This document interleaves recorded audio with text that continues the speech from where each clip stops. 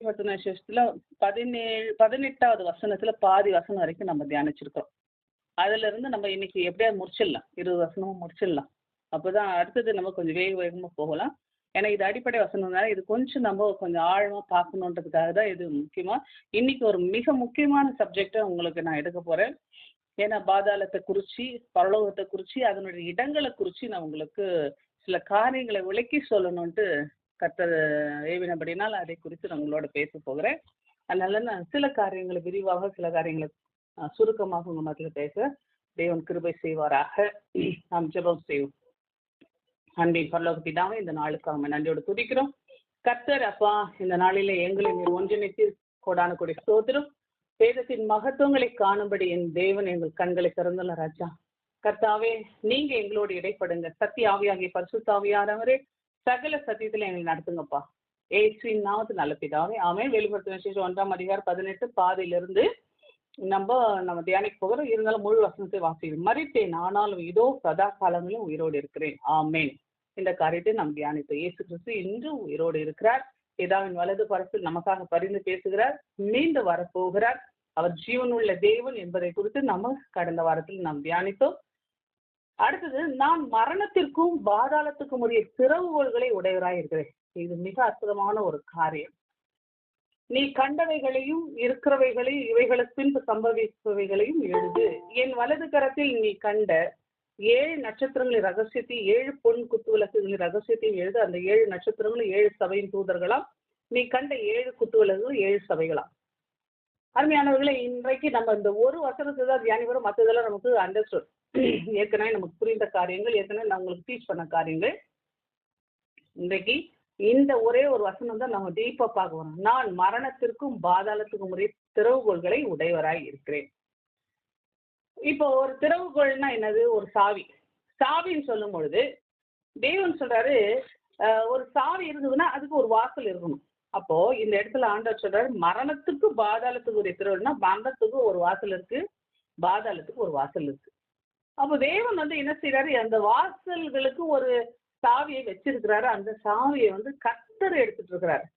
அது கர்த்தர் எடுக்கிறதுக்கு முன்னாடி அந்த வாசலுடைய சாவி யாருக்குன்னா பிசாசு எழுது. அந்த பிசாசை ஜெயிச்சுதான் கர்த்தர் அந்த சாவி வாங்கிட்டார். ஏன்னா பிசாசு என்ன செய்யறான், பழைய ஏற்பாட்டு பரிசுத்தவான்கள்லாம் அதுல போட்டு அடைச்சி வச்சிருந்தோம், பாதாளத்துல அடைச்சி வச்சிருந்தோம். அதுதான் நம்ம அநேக காரியங்களை நம்ம தியானிக்க போகிறோம். அதுல பாத்தீங்கன்னு சொன்னாக்கா, இப்ப முதல்ல இருந்து நம்ம பார்த்துட்டே வருவோம். கர்த்தருடைய கரத்துல திறவுகோல் இருக்கிறதுன்னு சொல்லும் போது அந்த இடத்துல நமக்கு ஒரு வாசல் இருக்கிறது நம்ம பார்க்கிறோம். உதாரணத்துக்கு பாத்தீங்கன்னா, சங்கீதக்காரன் 9:13 பாத்தீங்கன்னா, மரண வாசல்களிலிருந்து என்னை தூக்கி விடுகிற கர்த்தாவே, உம்முடைய துதிகளை எல்லாம் சீயோன் குமாரத்தின் வாசல்களில் விவரித்து உம்முடைய ரட்சிப்பினால் களி கூறும்படிக்குன்னு சொல்லிட்டு சொல்லப்படுது. அப்போ கர்த்தர் என்ன செய்யறார், அந்த மரண வாசல்ல இருந்து நம்மளை தூக்கி எடுக்கிறவரா இருக்கிறார். மரணம் என்பது என்ன? பாவத்தின் சம்பளம் மரணம். மரணம் என்பது பிசாசனுடைய ஸ்தலமா இருக்கிறது. அந்த மரணத்தில் இருந்து தேவன் என்ன செய்யறார், நம்மை தூக்கி எடுக்கிறார். பாவத்தின் சம்பளமாகிய அந்த மரணத்திலிருந்து தேவன் நம்மை தூக்கி எடுக்கிறவராய் இருக்கிறார். ஆகவே மரண வாசல் என்பதை குறித்து அநேக பதங்கள் வேதத்துல இருக்கு. சங்கீதம் 107:18 பாத்தீங்கன்னா, நிர்மூடர் தங்கள் பாதக மார்க்கத்தாலும் அக்கிரமங்களினாலும் நோய் கொண்டு ஒடுங்கி போகிறார்கள். அவர்கள் ஆத்துமா என்ன செய்தான், சகல போஜனங்களையும் அரோசிக்கிறது. அவர்கள் மரண வாசல்கள் பரியந்தம் சமீபிக்கிறார்கள். அதாவது அந்த ஆத்மா ஒடுங்கி போயிடுச்சு. அந்த துன்மார்க்கருடைய ஆத்மா ஒடுங்கி போயிடுது. ஏன்னா ஆத்ம மரணத்தை தான் இந்த காரியம் மரணம் என்று சொல்லுது. என்னன்னா ஆத்ம மரணத்தை தான். அப்ப அந்த ஆத்மா மரணப்பட்டு அந்த மரண வாசல் கிட்ட போயிருக்குதான். துன்மார்க்கர்களுடைய மரணம் எல்லாம் ஆத்ம மரணம் பாதகத்தால அக்கிரமத்தினாலும் வாசல் கிட்ட. அதனாலதான் தேவ காயின் பாவம் செய்யும் போது கூட பாவம் வாசப்படியிலேயே படுத்துட்டு இருக்குது, வாசப்படியிலேயே படுத்துதுன்னு சொல்றாரு. அதே போல ஏசாயா 38:10 சொல்லும் போது, நான் என் பூரண ஆயுசின் வருஷங்களுக்கு சேராமல் பாதாளத்தின் வாசலுக்கு உட்படுவேன்னு சொல்லிட்டு எசேக்கியா ராஜா சொல்றது பார்ப்போம். எசேக்கியா ராஜா ரொம்ப வியாதிப்பட்ட நேரத்துல சொன்ன வார்த்தை இது. நான் என் பூரண ஆயுசின் வருஷங்களுக்கு சேராமல், நான் பூர்ண ஆயுசு வருஷங்கள் சொன்ன நித்திய ஜீவனுக்குள்ள போகாம இந்த பாதாள வாசல் கிட்ட போயிட்டேன். பாதாள வாசல் பழைய ஏற்பாடை பொறுத்த வரைக்கும் பாதாளம் என்பது துன்மார்க்கனுக்கும் பொதுவா இருந்தது, சன்மார்க்கனுக்கும் பொதுவா இருந்தது. நல்லா ஞாபகம் வச்சுங்க. துன்மார்க்கனுக்கும் சன்மார்க்கனுக்கும் பொதுவா இருந்தது தான் பாதாளம். இந்த பாதாளத்தை 2 பிரிவா பிரிக்கப்பட்டது. மேல் பாதாளம், கீழ் பாதாளம். தாவீது கூட அடிக்கடி சொல்வார், பாதாளத்துக்குள்ளாக நான் தள்ளப்பட்டேன் அப்படின்லாம் சொல்லுவார். பாருங்க, நோவா காலத்துல கீழ்ப்படியாமல் போனவர் ஜலப்பிரளயத்துல அழிக்கப்படும் பொழுது அந்த ஆவிகள் பாதாளத்துலதான் காவலில் வைக்கப்பட்டிருக்கு. யார் காவல் கட்டுறது? பிசாசு. பிசாசு என்ன செய்யறான்? அந்த பாதாளத்துல கட்டி போட்டு வச்சிருந்தான். 1 பேதுரு 3:19-20 பாத்தீங்கன்னா அவன் வந்து என்ன, பிசாசு பாதாளத்துல கட்டி போட்டிருந்தான்னு சொல்லி பாக்குறோம். ஆனா இயேசு கிறிஸ்து என்ன செய்யறாரு? அந்த ஆவிகளை பாதாளத்துல இறங்கி அந்த சிறை வைக்கப்பட்டவர்களை ஆண்டவர் என்ன செய்யறாரு? பரதீசுக்கு கொண்டு வந்ததை பார்க்கிறோம். நம்ம அந்த பார்ட்டிஷியன்ஸ் எல்லாம் நம்ம பார்க்குறோம். நம்ம பிரிவுகளை நான் விளக்கி சொல்றேன். எத்தனை பிரிவுகள் இருக்கு பாதாளத்துக்கு, பரலோகத்துக்கு எத்தனை பிரிவு இருக்கு. நான் ஜென்ரலா இப்போ முதல்ல சொல்றேன், அதை நீங்க கவனிச்சுக்கிறது தான் நல்லது. அப்போ பாத்தீங்கன்னா மனம் திரும்பாமல் மரிக்கிறோடைய ஆத்மா பாதாளத்துல இறங்கி அங்க காவல்ல வைக்கப்படுது. நியாய தீர்ப்பு நாளுக்காக காக்க வைக்கப்படுகிறது. அருமையானவர்களே, இயேசு கிறிஸ்து பாதாளத்துக்கு இறங்கின போது சாத்தானுடைய வல்லமையை தகர்த்து அவனுடைய கையில் இந்த பாதாளத்துக்கு மரணத்துக்கு உள்ள அந்த திறவுகோலை பிடுங்கி பாதாளத்தை ஜெயித்தார். அதனால்தான் மரணமே உன் கூர் எங்கே, பாதாளமே உன்னுடைய ஜெயம் எங்கேன்னு சொல்லிட்டு ஆண்டவர் சொல்றதை பார்க்கிறோம். 1 கொரிந்தியர் 15 மரணமே உன் கூர் எங்கே, பாதாளமே உன் ஜெயம் எங்கே. அப்போ அந்த பாதாளத்தை ஜெயமாய் விழுங்குற அந்த வெற்றியின் அனுபவத்தை தான் அந்த இடத்துல நான் பார்க்கிறோம். அவர் மரணத்தை பரிகரித்து ஜீவனையும் அழியாமையும் சுவிசேஷத்தினால வெளியாரங்கமாக்கினார். 2 தீமோத்தேயு 1:10 நாம் பார்க்கிறோம். ஆகவே திறவுகோள்களை உடையவன் சொல்லி பார்க்கிறோம். அப்போ திறவுகோள்னா ஒரு சாவி, ஆனா திறவுகோள்கள் அப்படி சொல்லும்போது பல சாவிகள். அப்போ திறவுகோள்னு என்னென்ன சாவிகளை அவர் வச்சிருக்கிறாரு அப்படி சொல்லி பார்க்கும் பொழுது இந்த மரணத்துக்கு பாதாளத்துக்குரிய சாவிகளை குறித்து பார்க்கும்போது அநேக காரியங்கள் உண்டு. இப்போ எப்படி பாதாளத்துக்கு ஒரு வாசல், மரணத்துக்கு ஒரு வாசல் இருக்குது, அதே போல பரலோக ராஜ்யத்துக்கு ஒரு வாசல் இருக்கு.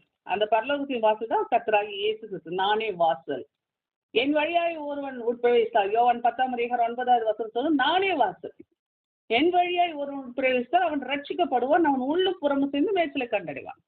அப்போ பாதாளத்தினுடைய வாசல் அந்த இடத்துல வந்து யாரு இருக்குது? பிசாசு. அதை காவல் காத்து பூட்டி வச்சிருக்குதான். அதை கர்த்தர் தன்னுடைய மரணத்தினாலே பரிகரித்து அந்த சாவியை அவன் கையிலிருந்து பிடுங்கிட்டார். ஆனா 2000 வருஷத்துக்கு முன்னாடி வரைக்கும் அந்த சாவி பிசாசு கையில் தான் இருந்துச்சு. நான் ஞாபகம் வச்சுங்க. அந்த 2000 வருஷத்துக்கு முன்னாடி, 2025 வருஷத்துக்கு முன்னாடி வரைக்கும் அது சாத்தானுடைய கையில தான் இருந்துச்சு. ஆனா இப்போ அவன் கையில் இல்லை. அதை நீங்க நல்லா தெளிவுபடுத்திக் கொள்ள வேண்டும். இப்போ பரலோக ராஜ்யத்தினுடைய திறவுகள், நான் ஒரு 4 திறவுகோள்களை உங்களுக்கு சொல்லலான்னு இருக்கேன். 1 பரலோக ராஜ்யத்தினுடைய திறவுகோள், 2வது தாவீதினுடைய திறவுகோள். 1 பரலோக ராஜ்யத்தினுடைய திறவுகோள், 2வது தாவீதினுடைய திறவுகோள், 3வது அறிவாகிய திறவுகோள், 4வது மரணத்துக்கு பாதாளத்துக்குரிய திறவுகோள். இப்போ இந்த திறவுகோளை குறித்து நம்ம தியானிக்கும் பொழுது இந்த திறவுகளினுடைய காரியங்களை நம்ம சற்றே ஆழமாய் பார்க்கறது நல்லது. ஏன்னா சில விஷயங்களை நம்ம கற்றுக்கொள்ள வேண்டும். ஏன்னா அறிவின் திறவுகோள் அதான். ஆண்டவருடைய வேதத்தின் மகத்துவங்களை காணும்படி தேவன் நம் கண்களை திறக்கிறார். முதல்ல பரலோக ராஜ்யத்தினுடைய திறவுகோள் என்று பார்க்கும் பொழுது ஆண்டவர் சொல்றாரு, மத்தேயு 16வது அதிகாரம் 19வது வசனம். அதுல பாத்தீங்கன்னு சொன்னாக்கா, நான் வாசிக்கிறேன். மத்தேயு 16 அதுல 19வது வசனம். ஒரு நிமிஷம், நான் பைபிள் வாசிக்கிறேன். அதுல சொல்லும் பொழுது, ஓகே,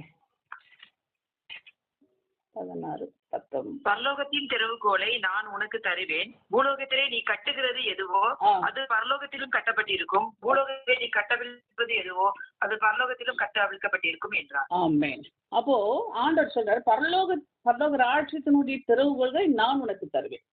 பேதுருக்கு ஆண்டவர் சொல்றாரு, பரலோக ராஜ்யத்தினுடைய திறவுகோள்களை தரேன். அப்போ பரலோக ராஜ்யத்துக்கு திறவுகோள்கள் இருக்கு. அப்போ திறவுகோள்னு சொல்லும் பொழுது அந்த திறவுகோள்கள் அப்படின்னாவே அதுல என்னன்னா 1, 2, 3 திறவுகோள்கள். அப்போ திறவுகோள்னா 1 ப்ளூரல், பன்மை போது அப்போ பல திறவுகோள்கள். அந்த பரலோக ராஜ்யத்தினுடைய திறவுகள் அதுதான் என்னது? தாவீதின் திறவுகோள், அறிவாகிய திறவுகோள். அடுத்து அதையும் நான் வசனத்தோடு உங்களுக்கு ஆதாரத்தோடு விளக்குறேன். அடுத்தது பார்த்தீங்கன்னா பாதாளத்தையும் மரணத்தையும் ஜெயிக்கிற திறவுகோள். இப்போ பார்த்தீங்கன்னு சொன்னாக்கா இப்போ அதனால தான் பேதுரு கையில் அந்த திறவுகோல் இருந்ததுனால தான் ஃபர்ஸ்ட் பிரசங்கத்திலேயே அவர் என்ன செய்றாரு, 3000 பேர், அடுத்து 5000 பேர் அப்படின்னா அடிக்கடி என்ன செய்றாங்க, கூட்டம் கூட்டமா அந்த பரலோக ராஜ்யத்தின் திறவுகளுங்க எல்லாரையும் அப்படியே அப்படியே வாரிக்கிட்டு போயிட்டு பரலோக ராஜ்யத்துக்குள்ள சேர்த்தார். ஆனால் தான் தேவன் என்ன செய்றார், ஜீவ புஸ்தகத்துல நம்ம பேர் எழுதப்படத்தக்கதாக அந்த பரலோகத்துல திறவுகோல் இருந்தாதான் நம்ம பேரு ஜீவ புஸ்தகத்துல எழுதப்படும். இன்னைக்கு நம்முடைய கரங்களில் அந்த பரலோகத்தின் திறவுகோல் இருந்தால் நாம உள்ளம் புறமும் மேய்ச்சலை கண்டடையும். பரலோகத்தினுடைய வாசல் யாருன்னா இயேசு கிறிஸ்து. இயேசு கிறிஸ்துவின் வழியாக நம்ம உட்பிரவேசித்திருக்கிறோம். அவர் வழியா உட்பிரவேசித்திருக்கிறதுனால நம்ம உள்ளம் புறமும் ஆண்டவருடைய வார்த்தைகளை நம் மேய்ச்சலை கண்டடைகிறவர்களாக பரலோக ராஜ்யத்துக்குள்ளாக நம்ம கடந்து செல்ல அந்த தேவன் நம்மை அழைத்திருக்கிறார். அருமையானவர்களே, இந்த பரலோகத்தினுடைய காரியங்களை பார்க்கவும் இந்த பரலோகத்தினுடைய வாசஸ்தலங்களை குறித்து நம்ம தெரிஞ்சு கொள்ள வேண்டியது அவசியமா இருக்கு. பரலோகத்தினுடைய வாசஸ்தலங்கள் சொல்லி பார்க்கும் பொழுது இயேசு கிறிஸ்து சொல்ற, தன்னை விசுவாசிக்கிறவர்களுக்கு நானே வாசல் என்று சொன்ன இயேசு கிறிஸ்து தன்னை விசுவாசிக்கிறவர்களுக்கு பரலோகத்துல ஆயத்தம் பண்ணப்பட ஒரு நித்தியமான ஒரு தங்கும் இடம், வாசஸ்தலங்களை, வீட்டை ஆண்டவர் ஆயத்தம் பண்ணியிருக்கிறார். யோவான் 14 அதிகாரத்தில் 2வது வசனத்துல பாத்தீங்கன்னா, என் பிதாவின் வீட்டில் அநேக வாசஸ்தலங்கள் உண்டு என்று சொல்லிட்டு நாம் பார்க்கிறோம். அப்போ இது கைகளால் கட்டப்படாத தேவனால் கட்டப்பட்ட ஒரு நித்திய வீடு என்று விவரிக்கப்படுது. அதுவும் நித்திய வீடு. இன்னைக்கு நமக்கு பூமியில இருக்கிற வீடுகள்லாம் அழிஞ்சு போகும். ஆனா அழியாத ஒரு வீடு என்னன்னா பரலோகத்தில் நமக்காக கட்டிட்டு இருக்கிறாரு. ஆனால் தான் தேவன் சொல்ற, என் பிதாவின் வீட்டில் அநேக வாசஸ்தலங்கள் உண்டு. அப்படி இல்லாதிருந்தால் உங்களுக்காக ஒரு இடத்தை ஆயத்தம் பண்ண போகிறேன் என்று நான் உங்களுக்கு சொல்லியிருப்பேனா? நான் போய் உங்களுக்காக ஒரு இடத்தை ஆயத்தம் பண்ணின பின்பு நான் இருக்கிற இடத்துல நீங்கள் இருக்கும்படி நான் மறுபடியும் உங்களை என்னிடத்தில் சேர்த்துக் கொள்வேன். நான் போகிற இடத்துக்கு உங்களுக்கு வழி தெரியும். அப்போ இயேசு கிறிஸ்து சொல்றார், அந்த வழி யாரு? நானே வழியும் சத்தியமும் ஜீவனுமா இருக்கேன். என்னால் இல்லாமல் ஒருவனும் பரலோக ராஜ்யத்தில் பிரவேசிக்க முடியாது. அப்ப இயேசுவே வாசல், இயேசுவே வழி. அப்போ அவருடைய வழியாக நம்ம பிரவேசிக்கும் பொழுது அந்த பரலோகத்துல அநேக வாசஸ்தலங்கள் இருக்கிறது. அந்த அநேக வாசஸ்தலங்கள்ல நாம் பங்கு கொள்ள முடியும். அந்த வாசஸ்தலங்களில் நம்ம தங்கி தவறிக்க முடியும். நித்திய ஜீவனுக்குள்ள, நித்திய வாழ்வுக்குள்ள நம்ம பிரவேசிக்க முடியும். அருமையானவர்களே, பழைய ஏற்பாட்டுல பாத்தீங்கன்னா பரலோகத்தினுடைய ராஜ்யத்தினுடைய காரியம் பார்க்கும் பொழுது அப்போலாம் எப்படின்னா ஒரே இடம், பாதாளத்துக்குள்ளே தள்ளப்பட்டார்கள். ஏன்னா மரணத்தை பரிகரிக்காதபடினாலே பாதாளத்தில் தள்ளப்பட்டார்கள். அதனால இந்த பாதாளத்துல சன்மார்க்கர்களாய் இருக்கிறவர்கள் மேல் பாதாளத்திலும் துன்மார்க்கராய் இருக்கிறவர்கள் கீழ் பாதாளத்திலும் தள்ளப்பட்டார்கள்.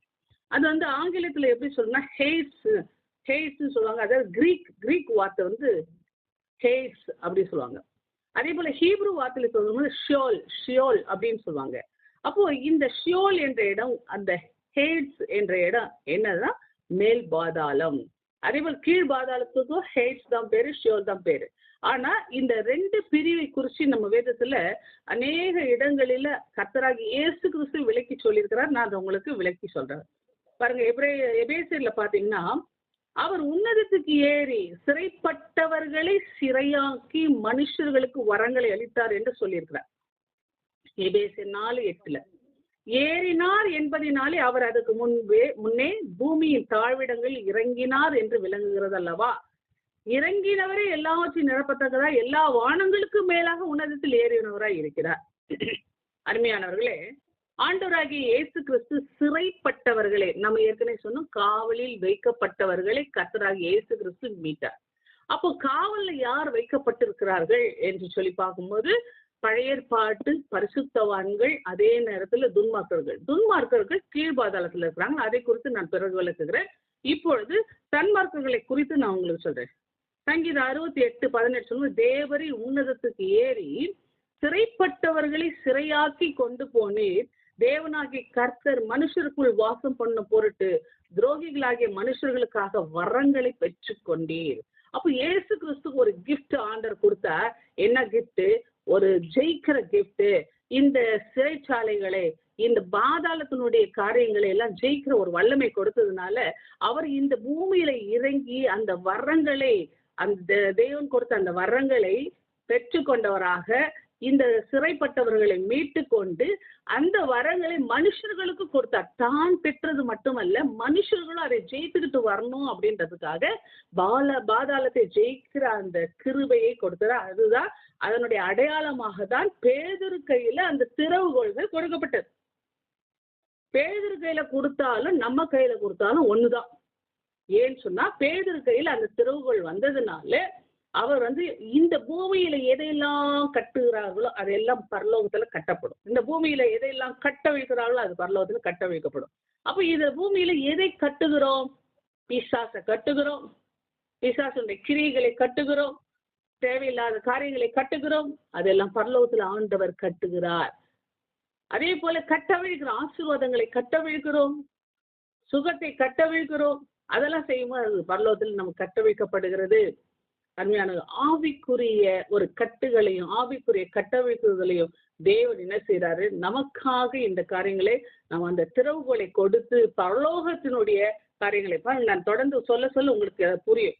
பாருங்க, ஆதியாகமத்துல பாத்தீங்கன்னு சொன்னா 44 அதிகாரம் 31 வசனம் சொல்லும் பொழுது, அவன் இளையவன் வரவில்லை என்று அறிந்த மாத்தது யாக்கோபு, அவர் இறந்து போவார். இப்படி உமது அடியாராகிய நாங்கள் உமது அடியானாகிய எங்கள் தகப்பனுடைய நரைமயிரை வியாகுலத்துடனே பாதாளத்தில் இறங்க பண்ணுவோம். அப்போ பாதாளத்துல இறங்க பண்ணுவோம்னா பழைய ஏற்பாட்டுல பாத்தீங்கன்னா சாமுவேல், ஆபிரகாம் எல்லாம். ஒரு எக்ஸாம்பிள் இன்னும் உங்களுக்கு தெளிவா புரிய வைக்கணும்னா, ஆபிரகாம், செல்வன், லாசர், அந்த 3 பேர் இருந்த அந்த ஒரு நிகழ்வு, அது அந்த நேரத்துல பூமியில இயேசு கிறிஸ்து அந்த நிகழ்வை அப்படியே நடக்கிற விஷயத்த அங்க அப்படியே அவர் எக்ஸ்பிளைன் பண்றார். அங்க நடந்து கொண்டு இருக்கிற ஒரு விஷயம், பாதாளத்துல நடந்துட்டு இருக்கிற விஷயத்த அவர் எக்ஸ்பிளைன் பண்றார். ஆபிரகாம் அடியில லாசர் என்ற அந்த ஏழை இளைப்பாறை கொண்டிருக்கிறான். அங்கு கீழே பாத்தீங்கன்னா செல்வன் பாக்குறான். ரெண்டுமே பாதாளத்து தான் நடக்குது. மேல் பாதாளத்துல ஆபிரகாம், அந்த மேல் பாதாளத்துல பாத்தீங்கன்னா லூக்கா 16 அதிகாரம் 22 பாத்தீங்கன்னா, தரித்திரன் மரித்து தேவதூதரால் ஆபிரகாமுடைய மடியில கொண்டு போய் விடப்பட்டான், ஐஸ்வர்யவானு மரித்து அடக்கம் பண்ணப்பட்டான். பாதாளத்திலே அவன் வேதனைப்படுகிற பொழுது 2 பேரும் பாதாளத்துல இருக்கிறாங்க. ஒருத்தன் வேதனைப்படுறான், ஒருத்தன் இளைப்பாறுதல் அடைகிறான். ஒருத்தன் வேதனைப்படுறவன் எங்க இருக்கிறான்? கீழ் பாதாளம், அங்க வேதனை இருக்கிறது. மேல் பாதாளத்துல ஒரு இளைப்பாறுதல் இருக்கிறது. பாருங்க, தூரத்திலே ஆபிரகாமையும் அவன் மடியிலே லாசருவையும் கண்டான். அப்பொழுது அவன் தகப்பனாகிய ஆபிரகாமே, நீர் எனக்கு இறங்கி லாசரு தன் விரலின் நுனியை தண்ணீரால் தோய்த்து என் நாவை குளிர பண்ணும்படி அவனை அனுப்ப வேண்டும், இந்த அக்கினி ஜுவாலில் வேதனைப்படுகிறேனே. இது எப்ப நடக்குது? இயேசு உயிரோடு இருக்கும் பொழுது நடக்கிற ஒரு விஷயத்தை அப்படியே அவர் என்ன செய்யறாரு? படம் போட்டு காமிக்கிறார். அப்போ ஆபிரகாம் மகனே, நீ பூமியில உயிரோடு இருக்கும் காலத்தில் உன் நன்மைகளை அனுபவித்தாய், லாசரும் அப்படியே தீமைகளை அனுபவித்தான், அதை நினைத்துக்கொள். இப்பொழுது அவன் தேய்ச்சப்படுகிறான், நீயோ வேதனைப்படுகிறாய். அப்புறமா அவர் சொல்ற விஷயத்த நல்லா கவனிக்கணும். 26 வசனம், அதுவும் இல்லாமல் இவ்விடத்திலிருந்து உங்களிடத்தில் கடந்து போகவும் அவ்விடத்திலிருந்து எங்களிடத்தில் கடந்து வரவும் மனதுள்ளவர்களுக்கு கூடாதபடி எங்களுக்கு உங்களுக்கு நடுவே பெரும் பிளப்பு உண்டாக்கப்பட்டிருக்கு. பக்கத்துல தான் கீழ் மாடி மேல் மாடி, அவ்வளவுதான். ஆனா மேல் மாடிக்கு கீழ் மாடிக்கு இடையில ஒரு பிளப்பு. அதுல என்ன சொன்னா, கீழே இருந்து மேல பார்க்கலாம், மேல இருந்து கீழே பார்க்கலாம். ஆனா பிளப்பு இருக்குது. கீழே இருக்கிறவங்க மேல வர முடியாது, மேல இருக்கிறவங்க கீழே வர முடியாது, அவ்வளவுதான். அப்பொழுது அவன், அப்படியான தகப்பனே 5 பேர் சகோதரர் உண்டு, அதெல்லாம் உங்களுக்கு தெரிஞ்ச விஷயம்தான். அப்போ அவங்களுக்கு போய் சாட்சி அறிவிக்கணும். அப்போ அவர் சொல்றாரு, மோசையும் தீர்க்கதரிசியெல்லாம் இருக்கிறாங்க, அவங்களுக்கே அவங்க செவி கொடுக்கட்டும். அப்படி இல்லை தகப்பனே, மரித்தோர்ல இருந்து ஒருத்த போனான். அப்போ தீர்க்கதரிசி செவி கொடாதவன் எப்படி மரித்தோர்ல இருந்து ஒருத்த போனது எப்படி செவி கொடுக்கலாம் அப்படின்னு சொல்லி சொல்ற. அப்போ அருமையானவர்களே, இப்படி சிறைப்பட்ட நிலையில் இருந்தது ஏன்னா ஆபிரகாம், சாமுவேல், ஈசாக்கு, நம்முடைய முற்பிதாக்கள் எல்லாருமே அந்த கீழே பாதாளத்துல தான் இருந்தாங்க. கீழே இருந்து மேல பார்க்க முடியும், மேல இருந்து கீழே பார்க்க முடியும், அப்படிதான் இருந்தார்கள். இப்படிப்பட்ட சூழ்நிலையில் தான் கர்த்தராகிய இயேசு கிறிஸ்து சிறைப்பட்டவர்களை சிறையாக்கி கொண்டு பரலோகத்துக்கு கொண்டு போனார் என்று நம்ம வேதத்தில் பார்க்கிறோம். இது பாத்தீங்கன்னா மேல் பாதாளம். இது பரலோகத்தினுடைய முதல் இடம். 2வது இடம் பாத்தீங்கன்னா பரதீசு. பரதீசு அப்படின்றது என்ன அப்படின்னு சொன்னா, இயேசு கிறிஸ்து உயிர்த்தெழுந்த பிறகு, இதை நீங்க தெளிவா புரிஞ்சுக்கணும். பாரடைஸ், அதாவது பரதீசு அப்படின்னு சொன்னா பர்தேஷ் அப்படின்னு சொல்லிட்டு கிரீக்ல சொல்லப்படுற பர்தேஷ். பர்தேஷ் அப்படின்னா பூங்கா. பூங்கா இது வந்து ஏதேன் தோட்டத்துக்கு ஒத்த ஒரு இளைப்பாறுகிற இடம். இப்ப எப்படி வந்து இயேசு கிறிஸ்து மரித்து உயிர்த்தெழுத பொழுது பூமியில இறங்கி அந்த இடத்துல 3 நாள் காவலில் உள்ளவர்களுக்கு அவர் பிரசங்கித்தார். அப்படி பிரசங்கித்து அவர் ரட்சிப்பினுடைய காரியங்களை சொல்லி அந்த சன்மார்க்கர்கள் எல்லாம் ஆண்டவர் என்ன செய்றாரு, மேல் பாதாளத்துல இருக்கிறவங்கள மட்டும்தான், கீழ் பாதாளத்துல இருக்கிறவங்க எல்லாம் இல்ல, அதாவது எக்ஸ்கியூஸ் எல்லாம் இல்ல, மேல் பாதாளத்துல இருக்கிறவர்களுக்கு தான் ஆண்டவர் என்ன, சிறைப்பட்டவர்களுக்கு ஒரு விடுதலையை கட்டளையிட்டு காவலில் நோவா காலத்துல இருந்தது, அதை குறித்து நான் சொல்றேன், தொடர்ந்து சொல்றேன். அதில் பார்க்கும் பொழுது அந்த மேல் பாதாளத்துல இருக்கிறவர்களை அவர் வந்து உதாரணமா பார்த்தீங்கன்னா இயேசு கிறிஸ்து சிலுவையில் அறையப்படும் போது 2 கள்ளன்கள் இருக்கிறாங்க. அப்போ ஒரு கள்ளன் வந்து இயேசு கிறிஸ்துவின் ரட்சிப்பை குறித்து அவன் உணர்ந்து மனஸ்தாபப்பட்டவரை, இன்றே என்னுடைய வான்வீட்டில், இன்றே என்னுடைய பரதீசுல நீ இருப்பேன்னு சொல்லிட்டு ஆண்டவர் சொல்றார். அப்போ ஒரு இளைப்பாறுகிற இடத்தை ஆண்டவர் அன்றைக்கே அவனுக்கு கொடுத்துட்டார். அப்போ ஃபர்ஸ்ட் பரதீசுக்கு போன ஆள் யாருன்னா நல்ல கள்ளன் தான். அப்புறமா வந்து அவன் கீழே இறங்கி அங்க இருக்கிற ஆபிரகாம் அவங்க எல்லாருக்குமே ப்ரீச் பண்ணி கொண்டு போறாரு. அருமையானவர்களே, அப்போ பாருங்களேன், அந்த பாதாளத்துல இறங்கி 3ஆம் நாள் உயிர்த்தெழுந்த பொழுது அந்த இடத்துல சிறைப்பட்டவர்கள் எல்லாம் அவர் வந்து பரலோகத்துக்கு கொண்டு போறதை நம்ம பார்க்கிறோம். அப்ப சிறைப்பட்ட ஒவ்வொருவரையும் ஆண்டவர் என்ன செய்யறாரு, அந்த பேதுருல பார்க்கும் பொழுது அந்த சிறையில் காவலில் வைக்கப்பட்டவர்களை பாருங்க, பூர்வ நாட்களில் நோவாவை நாட்களில் கீழ்ப்படியாமல் போனவர்கள் ஜலப்பிரளயத்தால் அழிக்கப்பட்ட பொழுது அவர்களின் ஆவிகள் பாதாளத்தில் காவலில் வைக்கப்பட்டார்கள். இது வந்து கீழ் பாதாளம். அது என்னன்னு அது மறுபடியும் எக்ஸ்பிளைன் பண்றது. இது காவலில் வைக்கப்பட்டதுல வந்து இது கீழ் பாதாளம். மேல் பாதாளத்துல தான் நல்ல ஒரு எக்ஸாம்பிள் ஆபிரகாமுடைய காரியங்கள். அப்போ இவர்கள் சிறைப்பட்டவர்களை சிறையாக்கி கொண்டு மேலே போனார்ன்றது குறித்து நம்ம ஏற்கனவே பார்த்தோம் ஒரு வசனத்தின் மூலமாக. எபேசியர்ல சொல்லும் பொழுது தாழ்விடங்களில் இறங்கினார் என்றால் அவர் ஏறினார் என்று அர்த்தம் அல்லவா? அப்போ அவர் உன்னதத்துக்கு ஏறி சிறைப்பட்டவர்களை சிறையாக்கி மனுஷர்களுக்கு வரங்களை அளித்தார்னா ஒரு கிஃப்ட் அளித்தார். என்ன கிஃப்ட்? பரதீசு.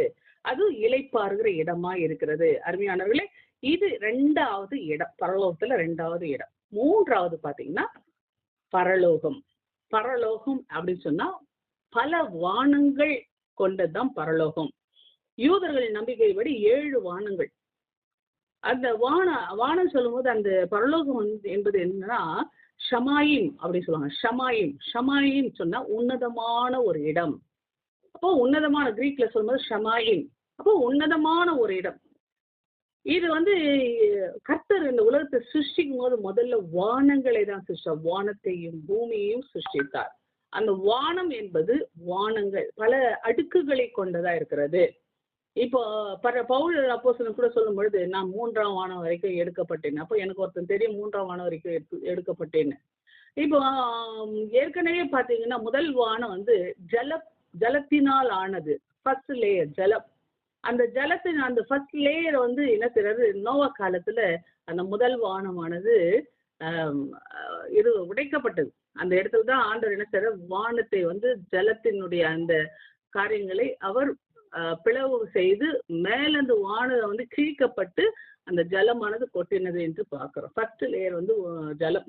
அது மாதிரி ஒவ்வொரு லேயர் 7 வானங்களை சொல்ற, அதுல கடைசி வந்து உன்னதமான ஒரு இடம் பரலோகம், சிங்காசனத்துல இருந்து.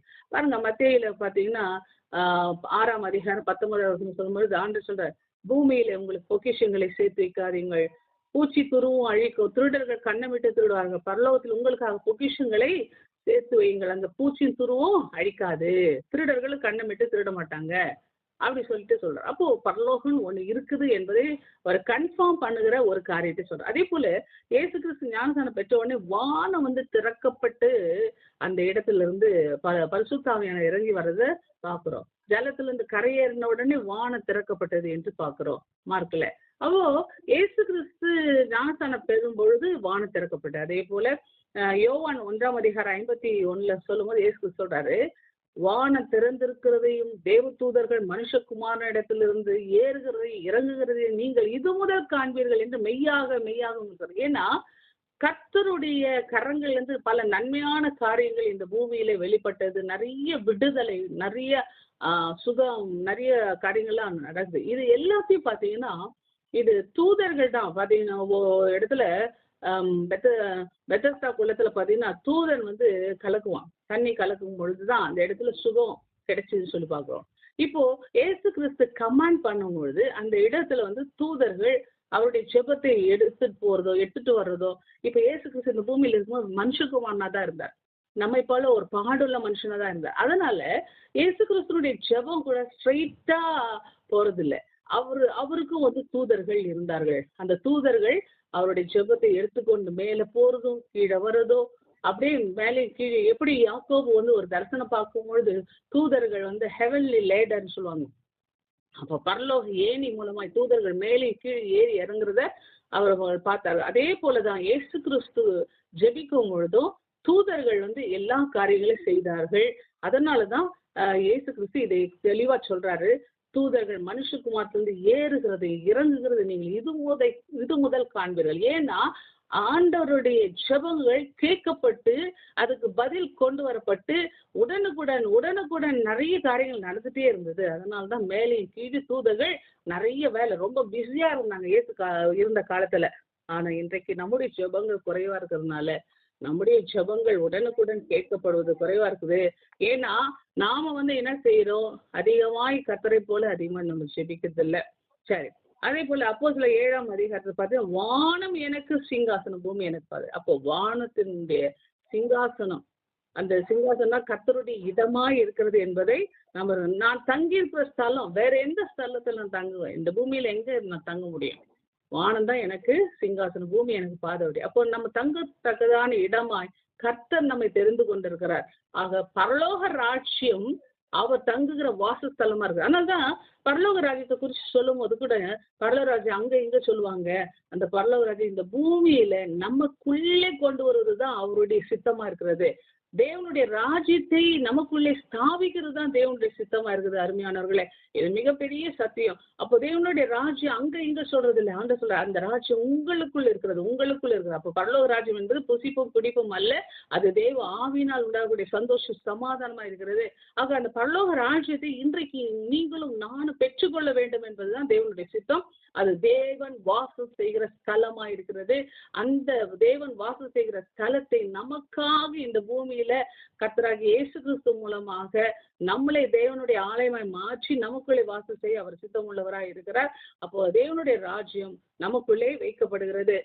பாருங்க, வேதத்துல பல இடங்களில நம்ம சொல்லலாம். இப்போ பவுல் கூட சொல்லும் பொழுது கிறிஸ்துக்குள்ளான ஒரு மனுஷனை அறிவேன், அவன் 14 வருஷத்துக்கு முன்னே 3ஆம் வானம் வரைக்கும் எடுக்கப்பட்டான், அவன் சரீரத்தில் இருந்தானோ சரீரத்துக்கு புறம்பே இருந்தான், அதை அறியேன் தேவன் அறிவான்னு சொல்லிட்டு சொல்றத பாக்குற 2 கொரிந்தியர் 12ஆம் அதிகாரத்துல.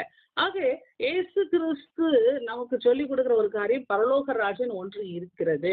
அப்போ 3வது அந்த பரம வாசஸ்தலங்கள்ல 3வது பரலோக ராஜ்யம். அடுத்து முக்கியமானது ஒண்ணு பரம எருசலேம். அப்போ பரலோக வாசஸ்தலங்கள்ல 4வது காரியம் வந்து பரம எருசலேம். எருசலாயின் சொல்லுவாங்க, கிரீக்ல வந்து எருசலாயின். இது பாத்தீங்கன்னா இந்த பரம எருசலேம் என்று சொல்லும்போது ஆண்டவர் சொல்றாரு, புதிய வானத்தையும் புதிய பூமியும் கண்டேன். ஏனென்றால் முந்தின வானம் முந்தின பூமி ஒழிந்து போயின, கடலும் இனி இல்லாமல் போயிடுச்சு. புதிய எருசலேம் ஆகிய பரிசுத்த நகரம் தேவனிடத்திலிருந்து இறங்கி தன் புருஷனுக்காக அலங்கரிக்கப்பட்ட மணவாட்டி போல ஆயத்தமா இருப்பதை கண்டேன். அருமையானவர்களே, உங்களுக்காக எனக்காக ஆயத்தம் பண்ணப்பட்டிருக்க ஒரு இடம் பரம எருசலேம். அந்த பரம எருசலேம் மணவாட்டிக்காக ஆயத்தம் பண்ணப்பட்ட ஒரு இடம். அங்குதான் அநேக வாசஸ்தலங்கள், யோவான் 14 சொல்லியிருக்கோம், அநேக வாசஸ்தலங்களை அந்த இடத்துல சொல்லப்படுகிறது. அப்போ ஆண்டவர் சொல்றாரு உரத்த சத்தத்துல, இதோ தேவனுடைய வாசஸ்தலம் மனுஷனோட இருக்கிறது, அவர் அவர்களோடு வாசம் பண்ணுவார். நமக்குள்ளே அவர் வாசம் பண்ணுகிறார். அவர்கள் அவருடைய ஜனங்களா இருப்பார். இங்க அறையில் ஆடாதான் அம்பலத்துல ஆட முடியாது. இங்க அவர் வாசம் செய்யலன்னா நாம அவருடைய இடத்துல அவர் வாசஸ்தல போக முடியாது. அவருடைய கண்ணீரை எல்லாம் துடைப்பார். இனி மரணம் இல்லை, துக்கம் இல்லை, அழுகை இல்லை, வேதனை இல்லை, முந்தினவைகள் ஒழிந்து போயின என்று சொல்ல கேட்டேன். வெளிப்படுத்தின விசேஷம் 21:1-4 வரைக்கும். அதுக்கு பிறகு 10ல பாத்தீங்கன்னா அந்த பரம எருசலேம் அப்படியே அழகா வர்ணிப்பாரு. அது வந்து 2400 கிலோமீட்டர் அகலம் நீளம் உடையது. ஒரு ஸ்கொயர் அது வந்து ஒரு ஸ்கொயர் மாதிரி தான் இருக்கும், ஒரு சதுரமான ஒரு இது. அது வந்து இப்போ பூமியை சொன்னாக்கா ஒரு உருண்டை. ஆனா பரம எருசலேம் என்பது ஒரு ஸ்கொயர், ஒரு சதுரமா 2400 கிலோமீட்டர். அது வந்து ஸ்தாதி கணக்குல சொல்லுவாங்க. பெரிதும் உயரமான ஒரு பருவத்தின் மேல் என்னை ஆவியில் கொண்டு போய் தேவனுடைய மையம் யோவானுக்கு ஆண்டவர் கொண்டு போறாரு. அப்போ எருசலேம் ஆகிய பரிசுத்த நகரம் பரலோகத்தை விட்டு தேவனிடத்திலிருந்து இறங்கி வருவதை எனக்கு காண்பித்தான். அப்போ அதன் பிரகாசம் மிகவும் விலையுறந்த ரத்தினை கல்லை போல, பளிங்கின் ஒளியுள்ள வஜ்ரக்கல்லை போல இருந்தது. அப்போ அவ்வளோ பிரகாசம் அதுல இருந்தது. பாருங்க, கிழக்கே 3 வாசல், வடக்கே 3 வாசல், தெற்கே 3 வாசல், மேற்கே 12 வாசல். அப்போ அந்த பரம எருசலேமுக்கு 12 வாசல்கள் இருந்தது. அந்த 12 வாசல்ல 12 தூதர்கள் இருந்தாங்க. அதே போல அந்த வாசல்களின் மேல இஸ்ரவேலின் சந்ததிக்கு 12 கோத்திரத்தின் நாமங்கள் இருந்துச்சு. அதே போல நகரத்தினுடைய மதிலுக்கு 12 அஸ்திபாரங்கள் கற்கள் இருந்தது. அதே போல ஆட்டுக்குட்டியானவர் 12 அப்போஸ்தலரின் 12 நாமங்களையும் அதுல பதிச்சிருந்தார். அப்போ பாருங்க, அந்த வாசல்களையும் அந்த மதிலை அளக்கிறதுக்கு ஒரு பொற்கோலை வந்து பிடிச்சிட்டு இருந்தான் ஒரு தூதன். அந்த நகரம் சதுரமா இருந்தது, அகலமும் நீளமும் சமமா இருந்துச்சு. அவன் அந்த கோலினால் நகரத்தை அளந்தான் 12,000 ஸ்தாதி. அப்போ இந்த ஸ்தாதி வந்து என்ன கிலோமீட்டர்ல சொல்லும்போது 24,000 கிலோமீட்டர் என்று சில ஆய்வாளர்கள் சொல்லுகிறார்கள். அருமையானவர்களே, அதனுடைய மதிலை அளந்த போது தூதனுடைய அளவாகிய மனுஷ அளவின்படி 144 முழமா இருந்தது என்று சொல்லப்படுகிறது. அருமையானவர்களே, ஆண்டவராகிய இயேசு கிறிஸ்து இந்த நகரத்தை குறித்து மிகவும் சொல்றார். அந்த ஒவ்வொரு நகரங்களும் ஒவ்வொரு அஸ்திபாரக்கல்லும் பார்த்தீங்கன்னா 12 விதமான கற்கள், நம்ம கேள்விப்படாத கற்கள்லாம் இருக்கும். வஜ்ரக்கல், இந்திரநீலம், சந்திரகாந்தம், மரகதம், கோமேதகம், பதுமராகம், சொர்ணரத்னம், படிகபச்சை, புஷ்பராகம், வைடூரியம், சுனீரம், சுகந்தி எல்லாம். அப்போ 12 வாசல்களும் பார்த்தீங்கன்னா 12 முத்துக்கள். இந்த 12 முத்துகள் இருந்தது. அப்போ நமக்காக ஆயுதம். இங்க வந்து 1 கிராம் தங்கம் வாங்குறதுக்கு எவ்வளோ கஷ்டப்படுறோம், என்ன ரேட் ஏறினே இருக்குது. அருமையானவர்களே, தங்கத்துல இன்வெஸ்ட் பண்ணாதீங்கன்னே சொல்றாங்க நிறைய பேர். திடீர்னு சரியும்.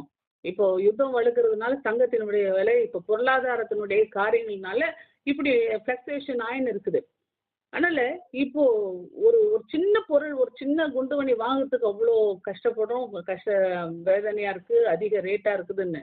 ஆனா தேவன் நமக்கு ஆயத்தம் பண்ணின இடங்கள் என்னன்னா, தங்கத்தை விட விலை மதிக்க முடியாத கற்களாலும் வைடூரியங்களினாலும் ஆன நமக்கு வாசஸ்தலங்களை தெய்வம் வைக்கிறார்.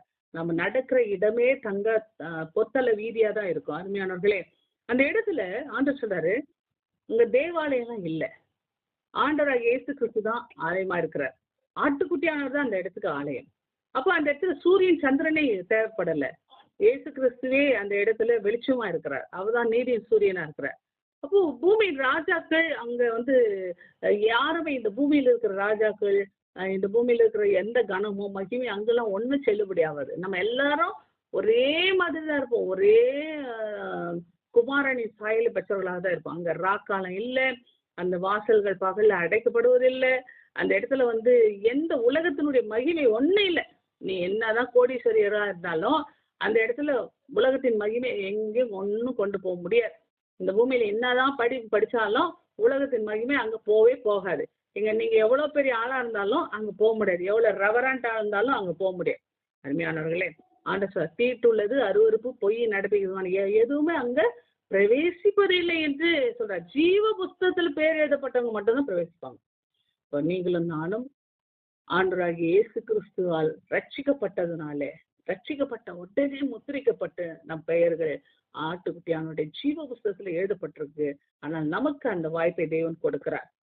அருமையானவர்களே, இது வந்து பரலோக ராஜ்யத்தினுடைய திறவுகோள்களை சொல்லுது. அடுத்தது பாத்தீங்கன்னா சுருக்கமா தாவீது வீட்டினுடைய திறவுகோலை சொல்லி பண்றது. தாவீது வீட்டினுடைய திறவுகோல் என்பது என்னன்னு சொன்னாக்கா, ஒருவரும் பூட்டக்கூடாதபடிக்கு அவன் திறப்பான், ஒருவரும் திறக்கக்கூடாதபடி பூட்டுவான்னு சொல்லிட்டு ஏசாயா 22:22 சொல்லுது. அப்போ தாவீது வந்து கர்த்தர் ஆசீர்வதிக்கிறாரு. தாவீதுடைய வீட்டினுடைய திறவுகோல் என்பது என்னன்னா, நித்திய ஆளுகையும் நித்திய ராஜரீகத்தை குறிக்கிறது. இப்போ தாவீதின் குமாரனே அப்படி சொல்லி நேற்று கூட நம்ம ஜெபம் பண்ணோம். தாவீதின் குமாரன், ஏன் தாவீதின் குமாரன் என்று சொன்னா, தாவீதுக்கு ராஜரீகம். அப்ப ராஜரீகம் கொடுக்கப்பட்ட அந்த ஒரு அதிகாரத்தை பெற்ற இயேசு கிறிஸ்து ராஜாதி ராஜாவாய் இருக்கிறார். அப்போ வருங்காலங்கள்ல 1000 வருஷ அரசாட்சியில இயேசு கிறிஸ்து ராஜாதி ராஜாவை நித்திய ஆளுகைக்குள்ளாக நம்மை கொண்டு போகிறவரா இருக்கிறார். அந்த ஆளுகை பார்த்தீங்கன்னு சொன்னாக்க 1000 வருஷம் மட்டுமல்ல, நிரந்தரமான ஒரு ராஜாவா இயேசு கிறிஸ்து இருக்க போகிறார். அவரோடு உடன் குட்டி ராஜாக்களாக ராணிகளாக நாம் இருக்கதான் போகிறோம். அதைதான் சொல்றாங்க, அவரோடு கூட பாடுபட்டால் அவரோடு கூட ஆளுகை செய்வது நிச்சயம் என்று வேதத்துல பார்க்கிறோம். அருமையானவர்களே, ஏன் இந்த தாவீதுக்கு இந்த திறவுகள் கிடைச்சது அப்படி சொல்லி பார்த்தீங்கன்னா 1 அதிகாரம் 1 வசனத்துல பார்க்கும் பொழுது, நான் மட்டும் கேதுரு வீட்டுல வாசம் பண்றேன், ஆனா கர்த்தருடைய உடன்படிக்கையோ திரைகளின் கீழே இருக்கிறது, கர்த்தருக்கு ஒரு ஆலை கட்ட விரும்புறேன் என்று மனம் திறந்து அவன் பேசினதுனால அவனுடைய அந்த யதார்த்தமான குணம், யதார்த்தமான ஒரு காரியம், இதை பார்த்து கர்த்தர் என்ன செய்யறாரு, தாவீதினுடைய உள்ளத்தை பார்த்து மகிழ்ந்து நாத்தானிடம், நான் தாவீதுக்கு ஒரு நிலையான வீட்டை கட்டுவேன், நான் தாவீதுக்கு நிலையான வீட்டை கட்டுவேன், அவனுடைய சிங்காசனத்தின் மேல் குமாரர்கள் என்றென்றைக்கு வீற்றிருப்பார்கள் என்று சொல்லப்படுது. ஆகவே தாவீதின் வீடு என்றென்றைக்கு ஆசீர்வதிக்கப்பட்ட வீடாகவே இருந்தது. அது ஆசீர்வாதத்துல தாவீதின் வீடு என்றென்றைக்கு ஆசீர்வதிக்கப்பட்டிருக்குன்னு சொல்லிட்டு 1 நம்ம பார்க்கிறோம். ஆகவே தாவீது கர்த்தருக்கு என்று ஒரு ஆலயத்தை கட்டுவேன் என்று சொல்லும் பொழுது கர்த்தர் என்ன செய்றார், தாவீதை ஆசீர்வதிக்கிறவரா இருக்கிறார். அதே போலதான் இன்றைக்கு 1 பேதுரு 2 அதிகாரத்துல பாத்தீங்கன்னு சொன்னாக்கா 4-5 வசனங்கள்ல நம்ம பார்க்கும் பொழுது ஆண்டவர் மிக அழகாய் சொல்றாரு, நாம ஒவ்வொருத்தரும் என்ன செய்யறோம், கர்த்தரால வாசிக்கிறேன், மனுஷரால் தள்ளப்பட்டதாயினும் தேவனால் தெரிந்து கொள்ளப்பட்டதும் வெளியேற பெற்றதுமா இருக்கிற ஜீவன் உள்ள கல்லாகி அவரிடத்தில் சேர்ந்தவளாகி நீங்களும். இப்ப தாவீது எப்படி தேவனுக்கென்று ஆலயத்தை கட்டேன்னு சொன்னாரோ அதே போல இன்றைக்கு தேவன் என்ன செய்றார், ஜீவனுள்ள கல்லாகி இயேசு கிறிஸ்துவோட சேர்ந்த நீங்கள் ஆவிக்கேற்ற மாளிகையாய் இயேசு கிறிஸ்து மூலமாய் தேவனுக்கு பிரியமான ஆவிக்கேற்ற பலிகளை செலுத்தும்படி பரிசுத்த ஆசாரிய கூட்டமாய் கட்டப்பட்டு வருகிறீர்கள். அப்போ இன்னைக்கு தேவன் நம்ம என்ன செய்யறாரு, பரிசுத்த ஆசாரிய கூட்டமாய், அப்ப நம்மளை ஆசாரியர்களாக நியமித்து நாம் என்ன செய்யறோம், ஆத்துமாக்களை பாருங்க, அந்தபடி இதோ தெரிந்து கொள்ளப்பட்டதும் வெளியேற பெற்றதுமா இருக்கிற மூளைக்கல்லை சீயோனில் வைக்கிற, அதன் மேல் விசுவாசமா இருக்கிற, வெட்கப்படுவதில்லை என்று வேதத்துல சொல்லியிருக்கிறார். ஆக இயேசு கிறிஸ்து மூளைக்கல்லா இருக்கிறார். நாம என்ன செய்யறோம், அவரோடு இணைந்து நான் ஒரு கல்லுன்னா நீங்களும் ஒவ்வொரு கல். அப்படி என்றால் நம்ம எல்லாம் என்ன செய்யறோம், ஒன்றாக இணைந்து இணைந்து இணைந்து இயேசு கிறிஸ்துவோடு இணைந்து ஜீவனுள்ள ஆவிக்கேற்ற மாளிகை இந்த பூமியில கட்டுகிறவர்களா இருக்கிறோம். ஆகவே தாவீதுக்கு கிடைத்த அதே ஆசீர்வாதம் அந்த ஆளுகை நமக்கும் கிடைக்கிறது. தாவீதை போலவே அவர் தேவனுக்கு நகரத்தை கட்ட ஆலயத்தை கட்ட ஒப்பு கொண்டது போல இன்றைக்கு நாம தேவனுக்கு என்று நம்முடைய இதயத்தை ஆலயமாய் ஒப்பு கொடுக்குவோம் என்றால் நமக்கென்று ஒரு நித்திய ஆவிக்குரிய மாளிகை ரெடி ஆயிட்டே வருது. அருமையானவர்களை, தேவனுக்கென்று வைராக்கியமாய் நாம ஒப்பு கொடுக்கிற ஒவ்வொரு விஷயமும் நமக்கு ஒரு ஆவிக்குரிய பிளஸ்ஸிங்க கூட்டிக் கொண்டே இருக்கிறது. தாவீது ஒரு சாதாரணமான ஒரு ஆலயத்தை, கல்லால செய்யப்பட்ட ஒரு ஆலயத்தை கட்டணும்னு ஒரு வைராக்கியம் பாராட்டினான். ஆனால் தாவீதுக்கு ஒரு நித்திய வீடு, நிரந்தர வீடு, நித்திய ஆளுகை அதை தேவன் கொடுக்க ஆரம்பிச்சிட்டார். அதே போல இன்றைக்கு நீங்கள் தேவனுக்கு என்று உங்கள் உள்ளத்தை திறந்து கொடுத்தீங்கன்னா, நீங்க உள்ளத்தை ஆலயமாக்கி கொடுத்தீங்கன்னா, நீங்கள் ஜீவனுள்ள கற்களாக இயேசு கிறிஸ்துவோடு இணைந்து ஆவிக்கேற்ற மாளிகையாக நம்ம மாறுகிறோம், கட்டப்படுகிறோம். இதுதான் உண்மை, சத்தியம். அடுத்தது பாத்தீங்கன்னா 3வது அறிவாகிய திறவுகள். பாருங்க, லூக்கா 11 அதிகாரம் 52 வசனம் சொல்லுது, அறிவாகிய திறவுகோலை எடுத்துக்கொண்டீர்கள். அறிவு ஒரு திறவுகோல். இன்றைக்கு வேத அறிவு கர்த்தருடைய அந்த வேத அறிவை கொண்டு நம்ம வேதத்தை ஆராயும் போது நம்ம கர்த்தருடைய ரகசியங்களை கற்றுக்கொள்கிறோம், கர்த்தருடைய சுவாபங்களை தெரிந்து கொள்கிறோம். இப்ப பாத்தீங்கன்னா வரங்கள்ல பாத்தீங்கன்னா 9 வரங்கள், அதுல 3 வரங்கள் பாத்தீங்கன்னா அறிவின் வரங்கள் சொல்லுவாங்க. ஃபர்ஸ்ட் வரக்கூடிய ஒரு 3 காரியம் அது என்னன்னா அப்படின்னா, அறிவை உணர்த்தும் வசனம். அப்ப அறிவை உணர்த்தும் வசனமாகிய வரம், ஞானத்தை போதிக்கும் வரம், ஆவிகளை பகுத்தறிகிற வரம். இது 3மே பாத்தீங்கன்னா அறிவாகிய திறவுகோலை சார்ந்த வரங்கள். அப்போ இந்த வரங்கள் ஒவ்வொன்றும் நமக்கு உள்ள செயல்பட ஆரம்பிச்சுன்னா, இந்த அறிவின் திறவுகளை நம்ம பெற்றுக்கொண்டோம் என்றால் இந்த 3 காரியங்கள் வேதத்தின் மகத்துவங்களை காணும்படி நம் கண்களை திறக்கும். இன்னைக்கு பாத்தீங்கன்னா நிறைய பேரு வேதத்தை ஆராய்ச்சி செய்கிறாங்க. நம்ம குரூப்ல கூட நிறைய பேர் ஆராய்ச்சி செய்கிறாங்க. நிறைய காரியங்களை அது நம்ம கிறிஸ்தஸ் எல்லாம் பார்த்தீங்கன்னா ஆண்களை பற்றி, பெண்களை பற்றி, பள்ளத்தாக்கு பற்றி எல்லாம் ஆய்வு செய்கிறாங்க. அறிவாகிய திறவுகோல். அது அது ஒரு கிஃப்ட். அதே போல பார்த்தீங்கன்னா ஞானத்தை போதிக்கும் வரம், கர்த்தருக்கு பயப்படுகிற பயத்தை குறித்து போதிக்கிற காரியங்கள். அதே போல ஆவிகளை பகுத்தறிய வரம். சில ஆவிகள் எப்படிப்பட்ட ஆவிகள் அதெல்லாம் நம்ம பகுத்தறிஞ்சு நம்ம டீல் பண்றோம். இது எல்லாம் பார்த்தீங்கன்னா நமக்குள்ள ஆண்டவர் நம்ம கொடுத்துருக்கிறார், நமக்குள்ள இருக்கு. அதை நம்ம எடுத்து பயன்படுத்தணும். எல்லாருக்குள்ளேயும் அந்த வரங்கள் ஆண்டவர் கொடுத்துட்டு அந்த திறவுகளை பார்த்தீங்கன்னா ஒரு பூட்டி இருந்துச்சுன்னு வச்சுங்களேன், அந்த பூட்டுக்கு அப்படியே விட்டுட்டீங்கன்னா ஒன்றும் இல்லை, புது பூட்டு போட்டுட்டு அப்படியே விட்டீங்க வச்சுங்களேன், 1 மாசம் நல்லா இருக்கும், 2 மாசம் நல்லா இருக்கும். அடுத்து பார்த்தீங்கன்னா இந்த சாவி போட்டு திறந்தீங்கன்னா திறக்காது. ஏன்னா துரு பிடிச்சிட்டு இருக்கும். உள்ளவே மேலே அழகாக இருக்கும், உள்ள துரு பிடிச்சிட்டு இருக்கும். இன்னைக்கு அப்படிதான் எந்த ஒரு விஷயமா இருந்தாலும் சரி, ஆவியானவருடைய காரியமா இருந்தாலும் சரி, எதுவாக இருந்தாலும் பயன்படுத்தணும். தேவனுடைய சமூகத்தில் நம்ம பயன்படணும். ஆண்டவருக்கென்று பயன்பட தேவன் நம்ம இன்னும் துலக்கமாக்குவார். தேவனுக்கென்று அந்த பூட்டை திறந்துனே இருக்கணும். அறிவாகிய அந்த திறவுகளை வைத்து நாம் தேவ சமூகத்தில் நம்ம திறக்கதான் ஆண்டவர் என்ன செய்ய அநேக காரியங்களை, அநேக பொக்கிஷங்களை நமக்கு வெளிப்படுத்தி காண்பிக்கிறார். அடுத்தது பார்த்தீங்கன்னா கடைசியாக இந்த காரியத்தை நான் சொல்லி முடிக்கிற ஒரு 5 நிமிஷம் எக்ஸ்ட்ரா எடுத்துக்கிறேன். மரணத்துக்கும் பாதாளத்துக்கும் உரிய திறவுகள். பாருங்க, அந்த இடத்துல சொல்லும்பொழுது வெளிப்படுத்தின விசேஷம் 1:18 ஆமேன், நான் மரணத்துக்கும் பாதாளத்துக்கும் உரிய திறவுகோள்களை உடையவராயிருக்கிறேன். இன்னைக்கு இப்போ இந்த வெளிப்படுத்தின விசேஷத்துல 5 வசனத்துக்குள்ளாக நம்ம வரோம். ஆண்டு பரிகரிக்கப்படும் கடைசி சத்துரு மரணம். அப்போ வேதம் சொல்லுது பரிகரிக்கக்கூடிய கடைசி சத்துரு மரணம் என்று சொல்லப்படுது. 1 கொரிந்தியர் 15:26. அந்த மரணமாகிய சத்துருவை அப்போஸ்தலனாகிய யோவான் நேரில் கண்டு எழுதுறார். அது என்னன்னா எப்படி இருக்குது அந்த மரணமாகிய சத்துரு? வெளிப்படுத்தின விசேஷம் 6வது அதிகாரம் 8வது வசனத்துல ஒரு மங்கின நிறமுள்ள ஒரு குதிரை கண்டேன், அதன் மேல் ஏறியிருந்தவனுக்கு மரணம் என்று பெயர், பாதாளம் அவன் பின்பு சென்றது.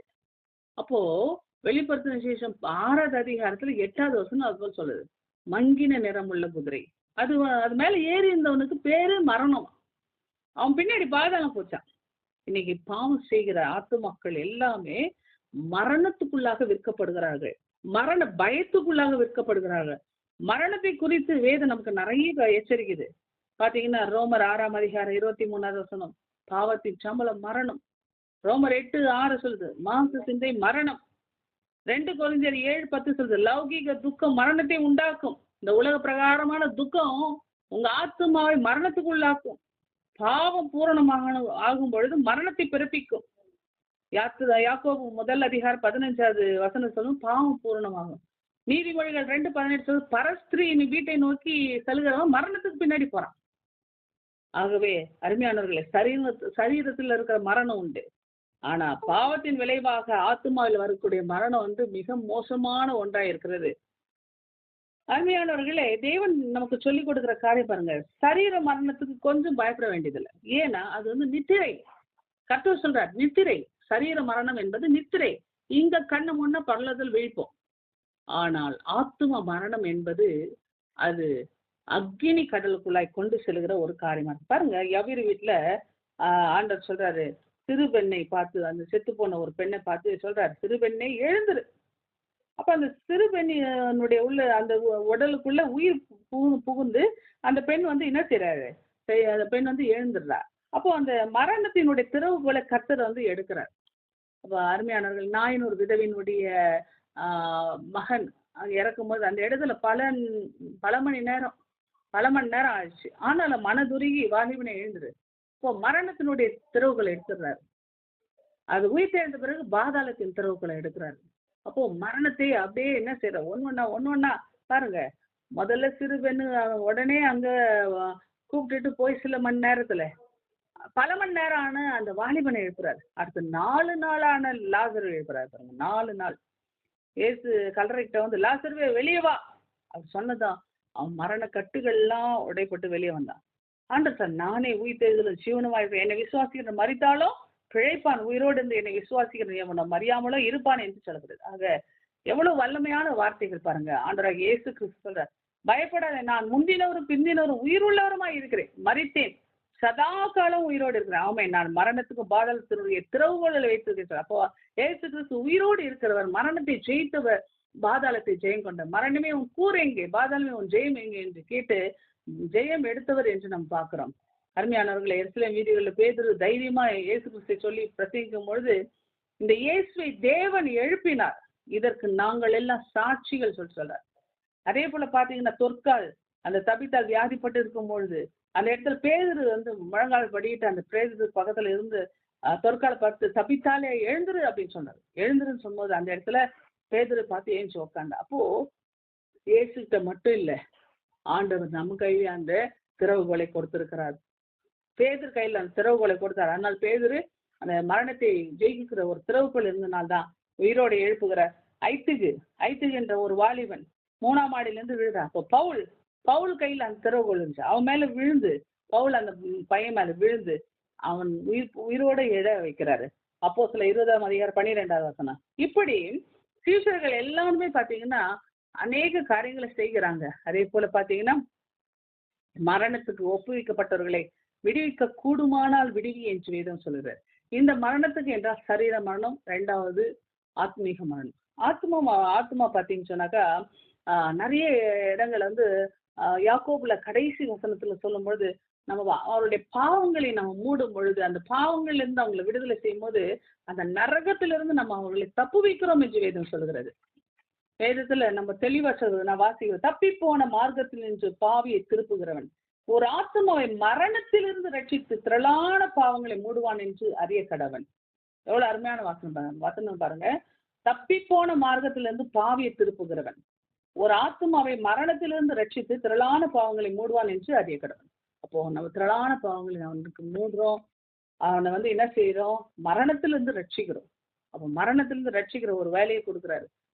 ஸ்மித் விக்ஸ்வர்த் அவர் என்ற ஒரு ஊழியர் கூட பார்த்தீங்கன்னா நிறைய பேரை உயிரோடு எழுப்பியிருக்கிறாரு. பால்யாங்கிச்சோ எழுப்பியிருக்கிறாரு. அதே போல பார்த்தீங்கன்னா நிறைய மரணம் ஒரு முடிவல்ல, ஒரு இளைப்பாறுதல் தான். அருமையானவர்கள், ஒரு தூக்கத்திலிருந்து ஒரு எழுப்புற மாதிரி ஒரு காரியம். அதனால் தேவனுடைய பிள்ளைகள் மரணத்தை குறித்து அஞ்சக்கூடாது, பயப்படக்கூடாது. அப்போ பவுல் சொல்றது போல நம்ம என்ன செய்யணும், நம்ம நம்பிக்கையா இருக்கணும். நம்ம உயிரோடு எழுந்திருப்போம், இயேசு கிறிஸ்துவை தரிசிக்க போகிறோம். அதனால மருத்துவரை எழுப்புகிற தேவன் நம்முடைய தேவனா இருக்கிறார், நம்பிக்கையின் தேவனா இருக்கிறார். அதனால மரணத்திலிருந்து அவர் எங்களை தப்புவித்தார், இப்பொழுது தப்புகிறார், இன்னும் தப்புவிப்பார் என்று நம்புகிறார். பவுல் சொல்றது போல நம்ம என்ன செய்யணும், அதுதான் சொன்னோம். எங்களை தப்புவித்தார், தப்புவிக்கிறார், தப்புவிப்பார். இது நம்மளே யோசித்து பாருங்க, எவ்வளோ மரணப்படுக்கைகள் என்னெல்லாம் சொல்லி பார்த்தீங்கன்னா நிறைய முறை டைஃபாய்டு வந்திருக்குது, நிறைய ஆக்சிடென்ட், நிறைய பிரச்சனைகள். ஆனாலும் நிறைய பிரச்சனை சின்னதெல்லாம் பார்த்தீங்கன்னா செத்து தான் உயிரோட வந்த 10 வயசுல. அப்போ ஒரு நாளால ஜீவன் இல்லை. ஆண்டவர் பல மரணத்திலிருந்து தப்பிச்சு இன்னைக்கு ஜீவனோடு வச்சிருக்கிறார், தப்புவித்தார், தப்புவித்து கொண்டு இருக்கிறார். இப்பவும் தப்புது, பாஸ்ட், பிரசன்ட், ஃபியூச்சர். இன்னும் தப்பு வைப்பார், இன்னும் தப்பு வைப்பார். சரீர மரணத்திலிருந்து இல்லை, ஆத்மீக மரணத்திலிருந்து நம்மை தப்பு வைப்பார். இதுதான் நம்முடைய நம்பிக்கையா இருக்க வேண்டாம்.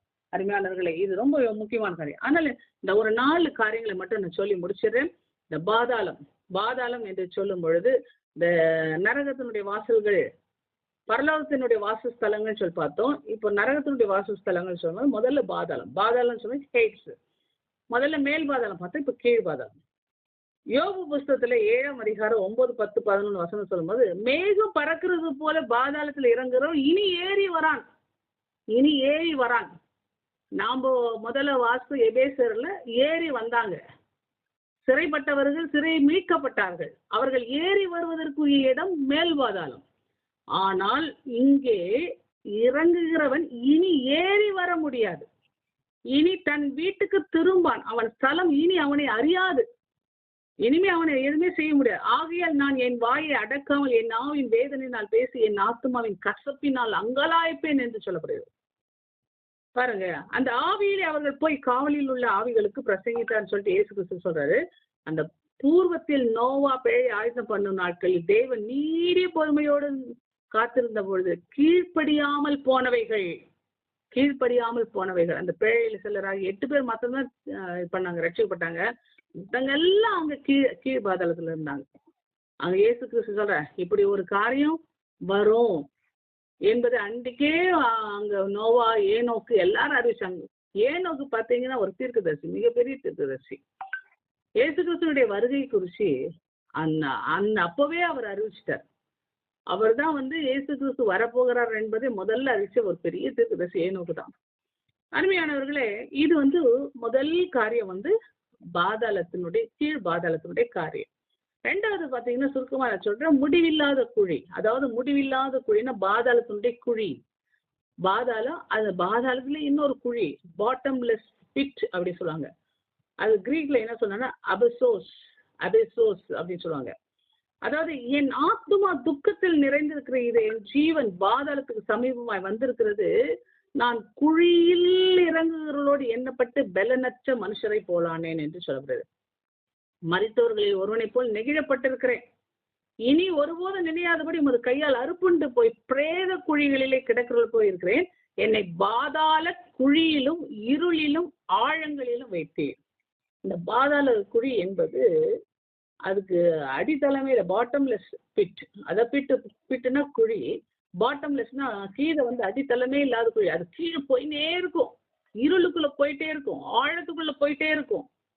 அதுதான் அந்த சங்கீதம் 88ல நம்ம வாசிக்கிறோம். உம்முடைய கோபம் என்னை இருத்துகிறது, உம்முடைய அலைகள் எல்லாவற்றிலும் என்னை வருத்தப்படுத்துகிறேன் அப்படின்னு சொல்லுது. அதே போல வெளிப்படுத்தின விசேஷம் 9ஆம் அதிகாரத்தில் 1வது வசனம் சொல்லுது, 5ஆம் தூதன் எக்கால ஊதினான். அப்பொழுது வானத்திலிருந்து பூமியின் மேல் விழுந்த ஒரு நட்சத்திரத்தை கண்டேன். அவனுக்கு பாதாள குழியின் திறவுகோல் கொடுக்கப்பட்டது. பாதாளத்தின் திறவுகோலை கர்த்தர் எடுத்துட்டார். இப்போ அடுத்தது தூதனுக்கு ஒரு கோல் கொடுக்கப்பட்டது. அது பாதாள குழியினுடைய திறவுகோல். அந்த திறவுகோல் பாருங்க, அவன் பாதாள குழியை திறந்தான். உடனே பெருஞ்சூளையின் புகை போல் அந்த குழியிலிருந்து புகை எழும்பிற்று. அந்த குழியின் புகையினால் சூரியனும் ஆகாயம் அந்தகாரப்பட்டது. அப்போ எவ்வளோ ஒரு இது. அந்த குழியில தான் பாருங்க வெட்டுக்கிளிகள் புறப்பட்டு பூமி மேல் வந்தது. பூமியில் உள்ள தேள்களுக்கு ஒப்பான வல்லமை கொடுக்கப்பட்டது என்றெல்லாம் நம்ம பார்க்குறோம். அதில் தான் பார்த்தீங்கன்னா இதெல்லாம் வந்து என்னன்னா உபத்திர காலத்தில் நடக்க போற விஷயம். அப்போதான் பார்த்தீங்கன்னா பயங்கரமான உபத்திரம், பயங்கரமான.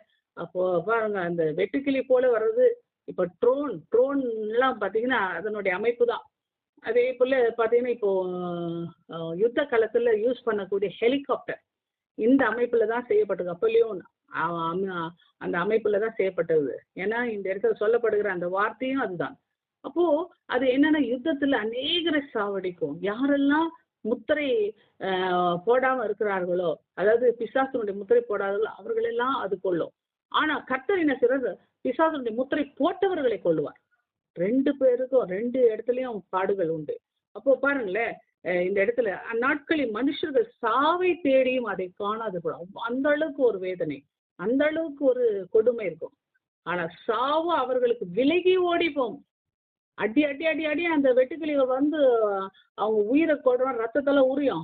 உடனே என்ன சொல்றது, அவங்க மயங்கி கீழே விழும்போது உடனே முத்திரை போட்டிருப்பாங்கல்ல, அவங்க ட்ராக் பண்ணின்னு வந்துட்டு அந்த ஏஐ டெக்னாலஜி மூலமா அவங்க வந்து என்னது சிப்பு, அந்த அவங்க சிப்பு அவங்க உடம்புல இருக்கிறதுனால அவன் எங்க இருக்கிறானோ வந்து அவனுக்கு சிலிக்கான் பிளட், அதாவது இப்போ எல்லாம் கண்டுபிடிச்சி வச்சுட்டாங்க. ஏற்கனவே ஏறத்தாழ ஒரு 7-8 வருஷத்துக்கு முன்னாடி இந்த பிளட் எல்லாம் கண்டுபிடிச்சி வச்சுட்டாங்க.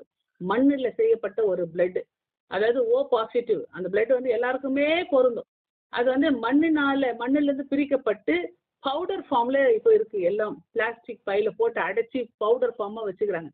அதை கரைச்சி உடனே ஏற்றி அவனை புழைக்க வச்சு மறுபடியும் சாவடிப்பான். அதாவது எப்படின்னா ஹிட்லர் காலத்துல என்ன செய்றாங்க, அடிச்சு உயிர், அதை சாவடிச்சு உயிர் கொடுத்து அவங்கள வந்து இது பண்ணுவாங்க. அந்த மாதிரி யூதர்களை அவ்வளவு வாத.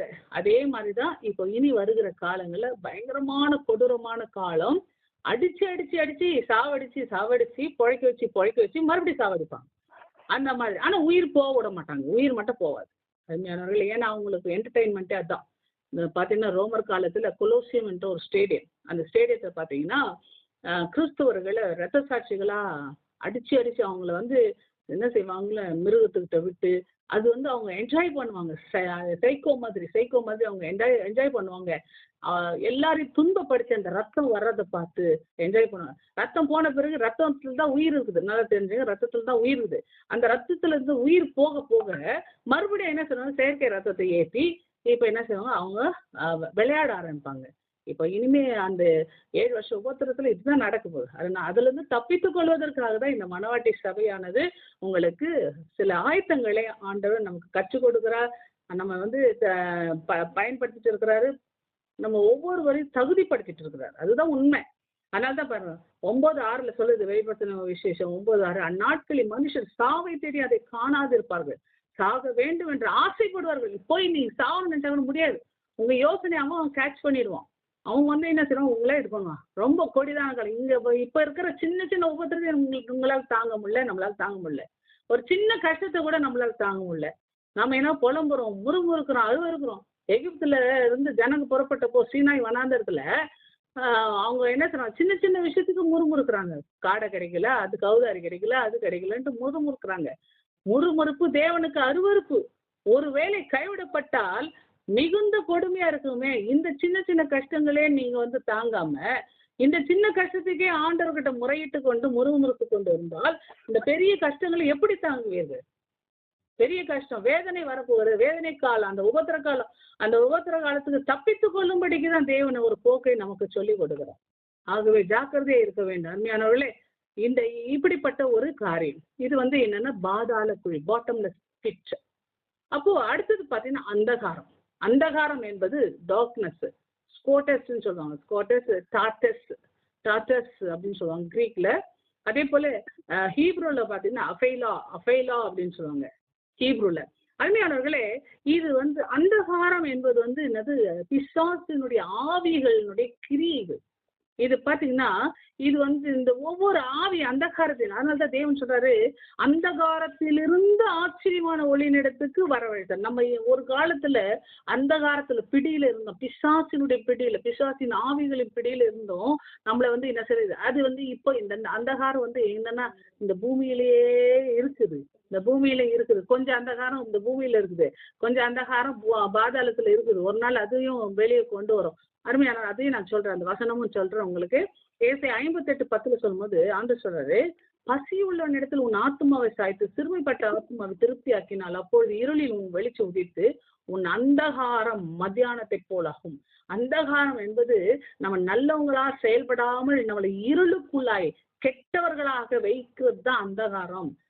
ஆனால் தான் அந்த அந்தகாரம் பாவத்துக்கு ஒரு பாவ இருளினுடைய காரியங்கள், சாத்தானுடைய கிரியைகள், சாத்தானுடைய சுவாபங்களை அது அடக்கியது. பாருங்க யோபு 12:22 அவர் அந்தகாரத்தில் இருக்கிற ஆழங்களை வெளியரங்கமாக்கி மரண இருளை வெளிச்சத்தில் கொண்டு வருகிறவர் என்று கர்த்தராகிய இயேசு கிறிஸ்துவை குறித்து யோபு சொல்றான். அவருக்கு நாம் சொல்லத்தக்கது எங்களுக்கு போதியும், அந்தகாரத்தை நிமித்தம் முறை தப்பி பேசுகிறோம். அந்தகாரம் இருக்கிறதுனால தான் முறை தப்பி பேசிட்டு இருக்கிறீங்க. இன்னைக்கு வீணா பேசுறது, முறுமுறுக்கிறது, புலம்புறது, அதுக்கெல்லாம் காரணம் அந்தகாரம், இருளின் ஆவிகள். நாங்க ஏற்கனவே 2-3 நாட்களா இதுதான் சொல்லிட்டு வரோம். லேகியோனை குறிச்சி, பிசாசுடைய ஆவிகளை குறிச்சி நம்ம பேசும்பொழுது அதுதான் சொல்லப்பட்டு வருது. ஏன்னா அந்த ஆவிகள் ஒரு மனுஷனுக்குள்ள, நீங்க ரட்சிக்கப்பட்டு இருந்தா கூட உங்களுக்குள்ள அந்த ரட்சிப்பு பூர்ணம் அடையாமல் இருக்கும்பொழுது உங்களுக்குள்ள அந்த ஆவி செயல்படுவதனால அந்தகாரத்துக்கு உட்பட்டவர்களாக இருக்கிறீர்கள். இருளின் ஆவிக்கு இடம் கொடுக்கிறீர்கள். ஆண்டவர் சொல்ற முடிவு பரியந்த நிலைத்திருப்பவன் தான் ரட்சிக்கப்படுவான். ஒவ்வொரு நாளும் ஜெயிக்கணும், ஒவ்வொரு நாளும் பிசாசு ஜெயிக்கணும், ஒவ்வொரு நாள் அந்தகாரத்தை ஜெயிக்கணும். அப்போ தேவன் சொல்றார் அந்தகாரத்தின் நிமித்தம் முறை தப்பி பேசுகிறீர்கள், முறை தப்பி பேசுறீங்க, தேவனுக்கு விரோதமா பேசுறீங்க, மனுஷனுக்கு விரோதமா பேசுறீங்க, புலம்புறீங்க, அறியாமலும் உணராமலும் இருக்கிறார்கள், அந்தகாரத்திலே நடக்கிறார்கள், தேசத்தின் அஸ்திபாரங்கள்லாம் அசைகிறது என்று சங்கீதக்காரன் சொல்றான். பாருங்க அருமையானவர்களே, இதோ இக்கட்டும் அந்தகாரம் இருக்கும், இடுக்கத்தால் இருள் அடைந்த அந்தகாரத்தில் தள்ளுண்டு அலைவார்கள். பாருங்க, தள்ளுண்டு அலைகிறார்களாம். நிறைய காரியங்கள் உண்டு அந்தகாரத்தை குறித்து. பாருங்க, சேனைகளின் கர்த்தருடைய சினத்தால் தேசம் அந்தகாரப்பட்டு ஜனங்கள் அக்னி கிரையாவார்கள், ஒருவனு தன் சகோதரனை தப்ப விடான். சகோதரன் கூட பிறந்தவங்களுக்கே விரோதம், இன்னைக்கு அன்பு தனிஞ்சு போச்சு. அதெல்லாம் அந்தகாரம், அதெல்லாம் அந்தகாரத்தினுடைய ஆவியினுடைய செயல்கள். பாருங்க, இதோ இருள் பிரகாசத்துக்கு காத்துன்னு, ஆனால் அந்தகாரத்திலே நடக்கிறோம். நியாய நீதி அது எங்களை தொடர்ந்து பிடிக்கல, வெளிச்சத்துக்கு காத்திருந்தோம், ஆனா இருள் அது பிரகாசத்துக்கு காத்திருந்தோம், ஆனா அது வந்து என்ன சார் அந்தகாரத்துல நடந்து கொண்டுதான் இருக்கிறோம். காத்திருந்தோம் அந்தகாரத்தில மரண இருளில் உட்கார்ந்தவர்களுக்கு வெளிச்சு தரவும் தான் கர்த்தராகிய இயேசு கிறிஸ்து வந்தார். லூக்கா 1வது அதிகாரத்தில் நாம் பார்க்கிறோம். அப்ப அந்தகாரத்தில் இருக்கிறவர்கள், பிசாசின் பிடியில் இருக்கிறவர்கள், பிசாசின் சுவாபத்தில் இருக்கிறவர்கள், அப்போ தேவ சாயல் என்பது என்ன? தேவ சுவாபம். அந்த சுவாபம் இல்லாதவர்கள் எல்லாம் பிசாசனுடைய சுவாபத்தில் இருக்கிறவர்கள். அப்போ இன்றைக்கு தேவன் வந்து சில நம்ம ஒவ்வொருவரையும் லூக்கா 22 சொல்ல, நான் தினந்தோறும் தேவாலயத்தில் உங்களுடனே இருக்கையில் நீங்கள் என்னை பிடிக்க கை நீட்டவில்லை. இதுவோ உங்களுடைய வேலையும் அந்தகாரத்தின் அதிகாரமா இருக்கு. அந்தகாரம்னா பிசாசுடைய ஆவிகளுடைய அதிகாரமா இருக்கிறது. இரவு சென்று போயிட்டு பகல் சமயமாச்சு ஆகியார் அந்தகாரத்தின் கிரியைகளை நாம் தள்ளிவிட்டு, இப்போ பிசாசுடைய கிரியைகள் செயல்களை தள்ளிவிட்டு ஒளியின் ஆயுதங்களை தரித்து கொள்ள கடவோம் என்று சொல்லுவார். அப்ப இந்த பூமியிலேயே நான் அடிக்கடி சொல்லுவேன், பாதாளன்றது ஒரு இருப்பிடம் வேணும். இந்த பூமியே ஒரு பாதாளத்தினுடைய ஒரு இருப்பிடம். ஏன்னா அந்தகாரத்தினுடைய ஆவிகள் செயல்படும். நம்மளுடைய போராட்டம் மாம்சத்தோடு ரத்தத்தோடு அல்ல, பிசாசினுடைய ஆவிகளோடு தான் போராட்டம். அப்போ தேவன் சொல்றாரு, இந்த பூமியினுடைய இருப்பிடமே பார்த்தளம், இது ஒரு நரகத்தினுடைய ஒரு இருப்பிடம், அந்தகாரத்தினுடைய கிரியைகள். அப்போ நாம் என்ன செய்யணும்? அந்தகாரத்தை நாம் ஜெயமெடுக்க வேண்டும். இந்த அந்தகாரத்தை அந்த புறஜாதிகளுக்கு ஆண்டவர் வெளிச்சமா இந்த பூமியில் வந்தார் என்றால் அந்த இருளில் இருக்கிற ஜனங்கள் பேரொழியை கண்டார்கள், அந்த காலத்தில் இருக்கிற ஜனங்கள் பேரொழியை கண்டார்கள். அப்போ இருள் சூழ்ந்து இருக்கிற இந்த உலகம், இந்த பூமி அந்தகாரத்திற்கு உட்பட்ட இந்த உலகத்தை ஆண்டவர் மீட்டெடுத்தார் என்று பார்க்கிறோம். அருமையானவர்களே, அறியாமல் இருக்கிற தேவனுடைய ஜனங்களை ஆண்டவர் என்ன செய்றார்? புத்தியில் அந்தகாரப்பட்டவர்கள், புத்தியில் அந்தகாரப்பட்டவர்கள் தங்களுடைய இறுதி கடினத்தின் நிமித்தம் கர்த்தருடைய ஜீவனுக்கு தூரமா இருக்கிறார்கள் என்று சொல்வது. ஆனால் தான் தேவன் சொல்றார், முற்காலத்தில் நீங்கள் அந்தகாரமாய் இருந்தீர்கள், இப்பொழுது வெளிச்சமாய் இருக்கிறீர்கள், வெளிச்சத்தின் பிள்ளையாய் நடந்து கொள்ளுங்கள். அதே போல கனியற்ற அந்தகார கிரியைகளுக்கு உட்படாமல் அவைகளை கடிந்து கொள்ளுங்கள். கனி தரல. இன்னைக்கு நான் ரட்சிக்கப்பட்ட ஆவியானவர் பெற்றிருக்கிறேன், நான் நல்ல ஒரு ஊழியம் செய்யறேன், நான் நல்ல ஒரு விசுவாசியா இருக்கிறேன்னு சொல்றவங்க கனி தராம இருந்தீர்கள் என்றால் அது அந்தகாரத்தின் கிரியைக்கு உட்பட்டவர்கள். அருமையானவர்களே, அந்த நாள் திருடனை போல உங்களை பிடித்துக் கொள்ளத்தக்கத நீங்கள் அந்தகாரத்துக்கு போயவர்கள் அல்லவே. அப்போ நாம இன்னைக்கு அந்தகாரத்துக்கு உட்பட்டிருக்கிறோம், நம்மளை நாம நிதானித்து பார்க்க ஆண்டவர் அழைக்கிறார். பாவம் செய்த தூதர்களை தேவன் தப்பு விடாமல் அந்தகார சங்கில கட்டி நரகத்தை தள்ளி நியாயத்திற்கு ஒப்பு கொடுத்து இருக்கிறான்னு சொல்லிட்டு 2 பேதுரு 2:4 சொல்லுது. அதே போல யூதால சொல்லும் பொழுது ஒரு கூட்ட ஆவி கீழே இருக்குது, மொத்த கூட்டத்தையும் எப்ப தெரியுமா அவுத்து விடுவாரு? உபத்திர காலத்துல மொத்த கூட்டமா வரும், கீழே பூமியில இருந்து வரும், மேல இருந்து வானம் அழுத்தது கீழே தள்ளப்படும். இப்ப இருக்கிற கொஞ்சத்துக்கே நம்மளால தாங்க முடியல. அருமையானவர்களே, யூதா 1:6 சொல்வது, தங்களுடைய ஆதிமேன்மை காத்துக்கொள்ளாமல் தங்களுடைய வாசஸ்தலத்தை விட்டு விட்ட தூதர்களை மகாநாளின் நியாயத்திற்கு என்ன நித்திய சங்கிலா கட்டி அந்தகாரத்தில் அடைத்து வைத்து இருக்கிறார். இப்ப கொஞ்சம் தான் கிரியை செய்து இத அவுத்து விட போறாரு பாருங்க. அது அவுத்து விட போறாரு பாருங்க. வெளிப்படுத்தல் 9:2 பாதாள குழியை திறந்தான், உடனே பெருஞ்சூளையின் புகை போல அந்த குழியிலிருந்து புகை எழும்பிட்டு அந்த குழியின் புகையினால் சூரியனும் ஆகாயம் அந்தகாரப்பட்டது. அருமையானவர்களே, கீழே பூமியிலிருந்து அந்த திறவுகளை திறக்கும் பொழுது அந்தகாரத்தின் ஆவிகள் எல்லாம் வெளியே வரும், உபத்திர காலத்தில் வெளியே வரும். மேல கீழே எல்லாமே வானமண்டலத்துல இருக்கிற பொல்லாத ஆவிகள், வானமண்டலத்துல ஒரு லேயர்ல அந்த ஆவிகள்லாம் இருக்கு, விழுந்து போன ஆவிகள். கீழே ஒரு கூட்டம் அடைக்கப்பட்டது. மூன்று அதாவது 1/3 கூட்டம் என்று சொல்லும் பொழுது பாத்தீங்கன்னா அது என்ன சொல்றதுன்னா 3 கோடிக்கு மேல 3000 கோடி, எவ்வளோன்னு சொல்றதுக்கு இல்லை. அப்போ தேவன் சொல்ற அத்தனை பேர்ல ஒரு கூட்டம் வானமண்டலத்துல செயல்படுது, ஒரு கூட்டம் பாதாளத்தில் அடைபட்டிருக்கு, ஒரு கூட்டம் தான் பூமியில அசைவாடின்னு அங்க போயின்னு வந்துங்கன்னா எல்லாரையும் டிஸ்டர்ப் பண்ணின்னு இருக்குது. அருமையானவர்களே, அதுலயும் 4 விதமா இருக்குது. சரி, கர்த்தர் சித்தம்னா அதெல்லாம் பார்க்கலாம். அடுத்து கடைசியே ஒன்று சொல்லி முடிக்கிறேன். அக்கினி கடல், நரகம், இது இன்னும் உருவாக்கப்படவில்லை. நம்ம நரகத்துக்கு தள்ளுற அதெல்லாம் நியாயத்திற்கு பிறகு வெள்ளை சிங்காசனத்தின் நியாயத்திற்கு பிறகுதான் இந்த அக்கினி கடல் இருக்கும். ஹெல் என்று சொல்லக்கூடிய அந்த நரகமானது உருவாக்கப்படும்.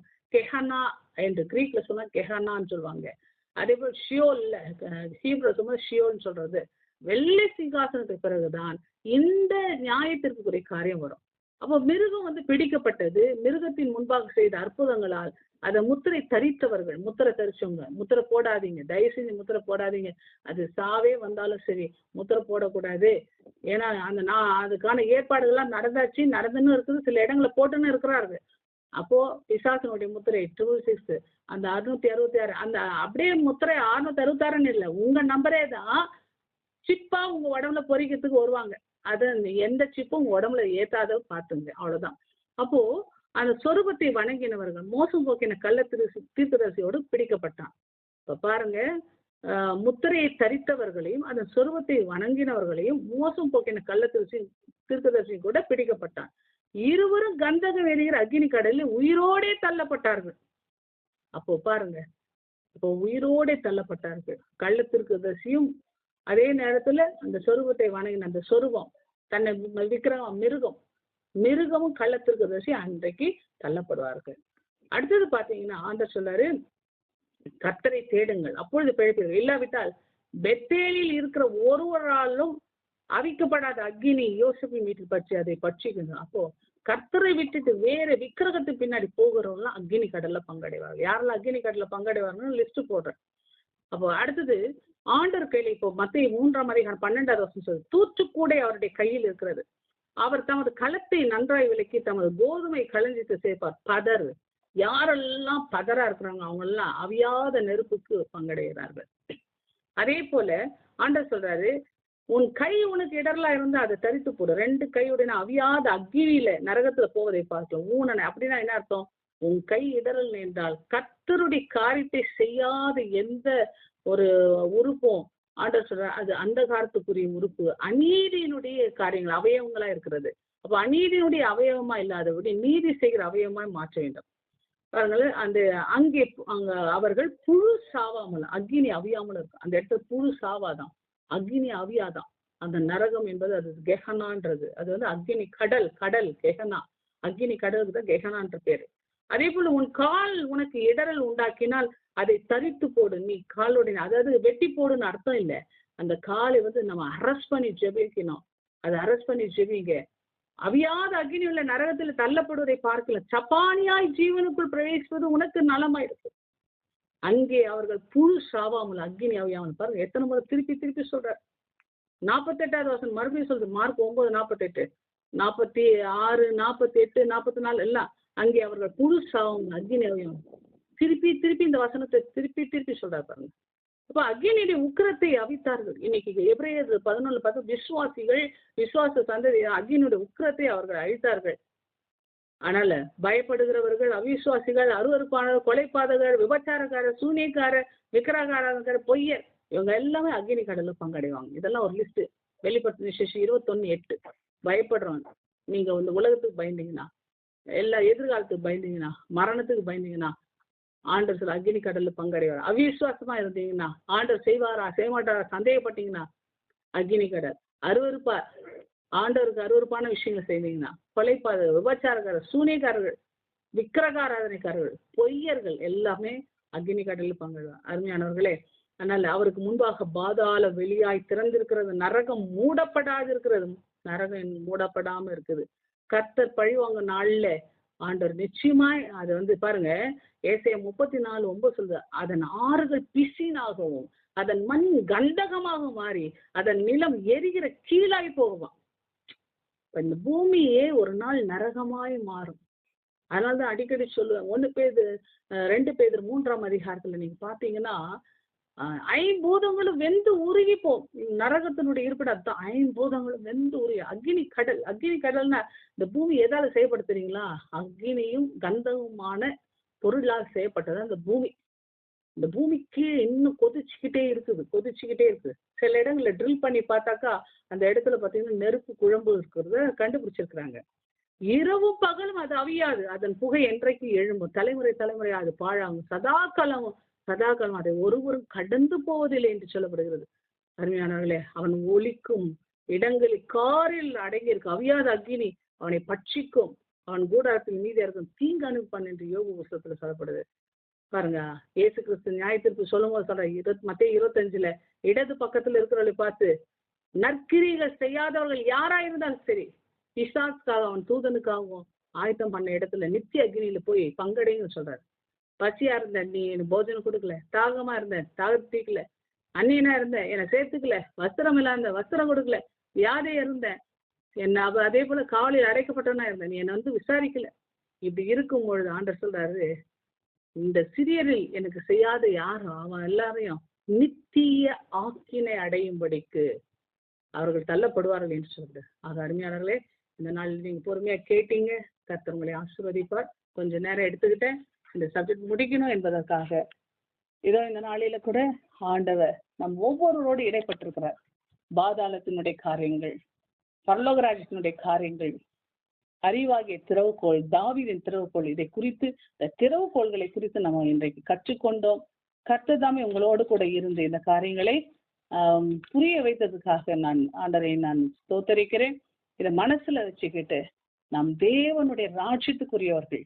அந்த ராஜ்யம் எனக்குள்ளா இருக்கிறது. ஒரு நாள் அந்த ராஜ்யத்துக்குள்ள போகணும். அந்த வாசஸ்தலத்துல பரம எருசலேமாகிய மணவாட்டி, அந்த மணவாட்டிக்கென்றே உருவாக்கப்பட்ட அந்த எருசலேமுக்குள்ள நான் போகணும். பரம எருசலேமுக்குள்ள போகணும். பரலோக விட்டு இறங்குகிற அந்த மணவாட்டிக்கு என்று ஆயத்தப்பட்ட அந்த அழகான வாசஸ்தலங்கள் எனக்காக ஒரு வீடு கட்டப்பட்டிருக்கு. நான் ஒரு ஆவிக்கேற்ற மாளிகை கட்டப்பட்டு இருக்கேன். அந்த ஒரு நம்பிக்கையோடு கூட ஆண்டவராகிய இயேசு கிறிஸ்து வருகையில போகணும்ட்டு நீங்க ஜாக்கிரதையாய் பிரயாசப்படுங்கள். ஏனென்றால் இந்த உலகம் நிரந்தரம் அல்ல, நாளானது சமீபமா இருக்கிறது. காலத்தை பிரயோஜனப்படுத்திக் கொள்ளுங்கள். இன்னும் கொஞ்ச நாள் தான் இயேசு கிறிஸ்துடைய வருகை மிக சமீபம், மிக சமீபம். அதனால இந்த பூமியில கைவிடப்படுகிற நிலைமை மிக மோசமானது, மிக மோசமானது. அது பாதாளத்துக்கு போகிற காரியமா இருக்கு, நரகத்துக்குள்ள வேகிற ஒரு காரியம். இங்கேயே நரகம் ஆரம்பிச்சிடும். ஜாக்கிரதையா இருக்கு. தெரிந்து கொள்ளப்பட்ட நிமித்தம் அந்த நாட்கள் குறைக்கப்படும் என்று மத்திய 24 சொல்லப்படுது. அந்த தெரிந்து கொள்ளப்பட்ட லிஸ்ட்ல நாம இருக்கிறோம் என்ற நம்பிக்கையோடு கூட நாம் தொடர்ந்து ஜெபத்திலும் விழிப்பாய் இருந்து பிசாசுடைய கிரியைகளை ஜெயிக்கிறதிலும் ஜாக்கிரதையா இருக்கும். கர்த்தர் நம்மை ஆசீர்வதிப்பாராக. ஜெபம் செய்வோம். அன்பின் பரலோக பிதாவே, இந்த நாளுக்கு நம்ம நன்றியோடு துதிக்கிறோம். ஸ்தோத்திரம் ராஜா. கேட்ட சத்தியத்தின்படி கர்த்தாவே ஒவ்வொருவரையும் நீ ஸ்திரப்படுத்துங்க, அப்போ ஆயத்தப்படுத்துங்க. இயேசுவின் நாமத்தில் அப்பா எல்லா மகிமையும் உமக்கே செலுத்தி பரத்தின் ஆசீர்வாதங்கள் எங்கள் ஒவ்வொரு பொறுமையாக ஜெபிக்கிறோம். ஜீவனுள்ள நல்ல பிதாவே, ஆமேன்.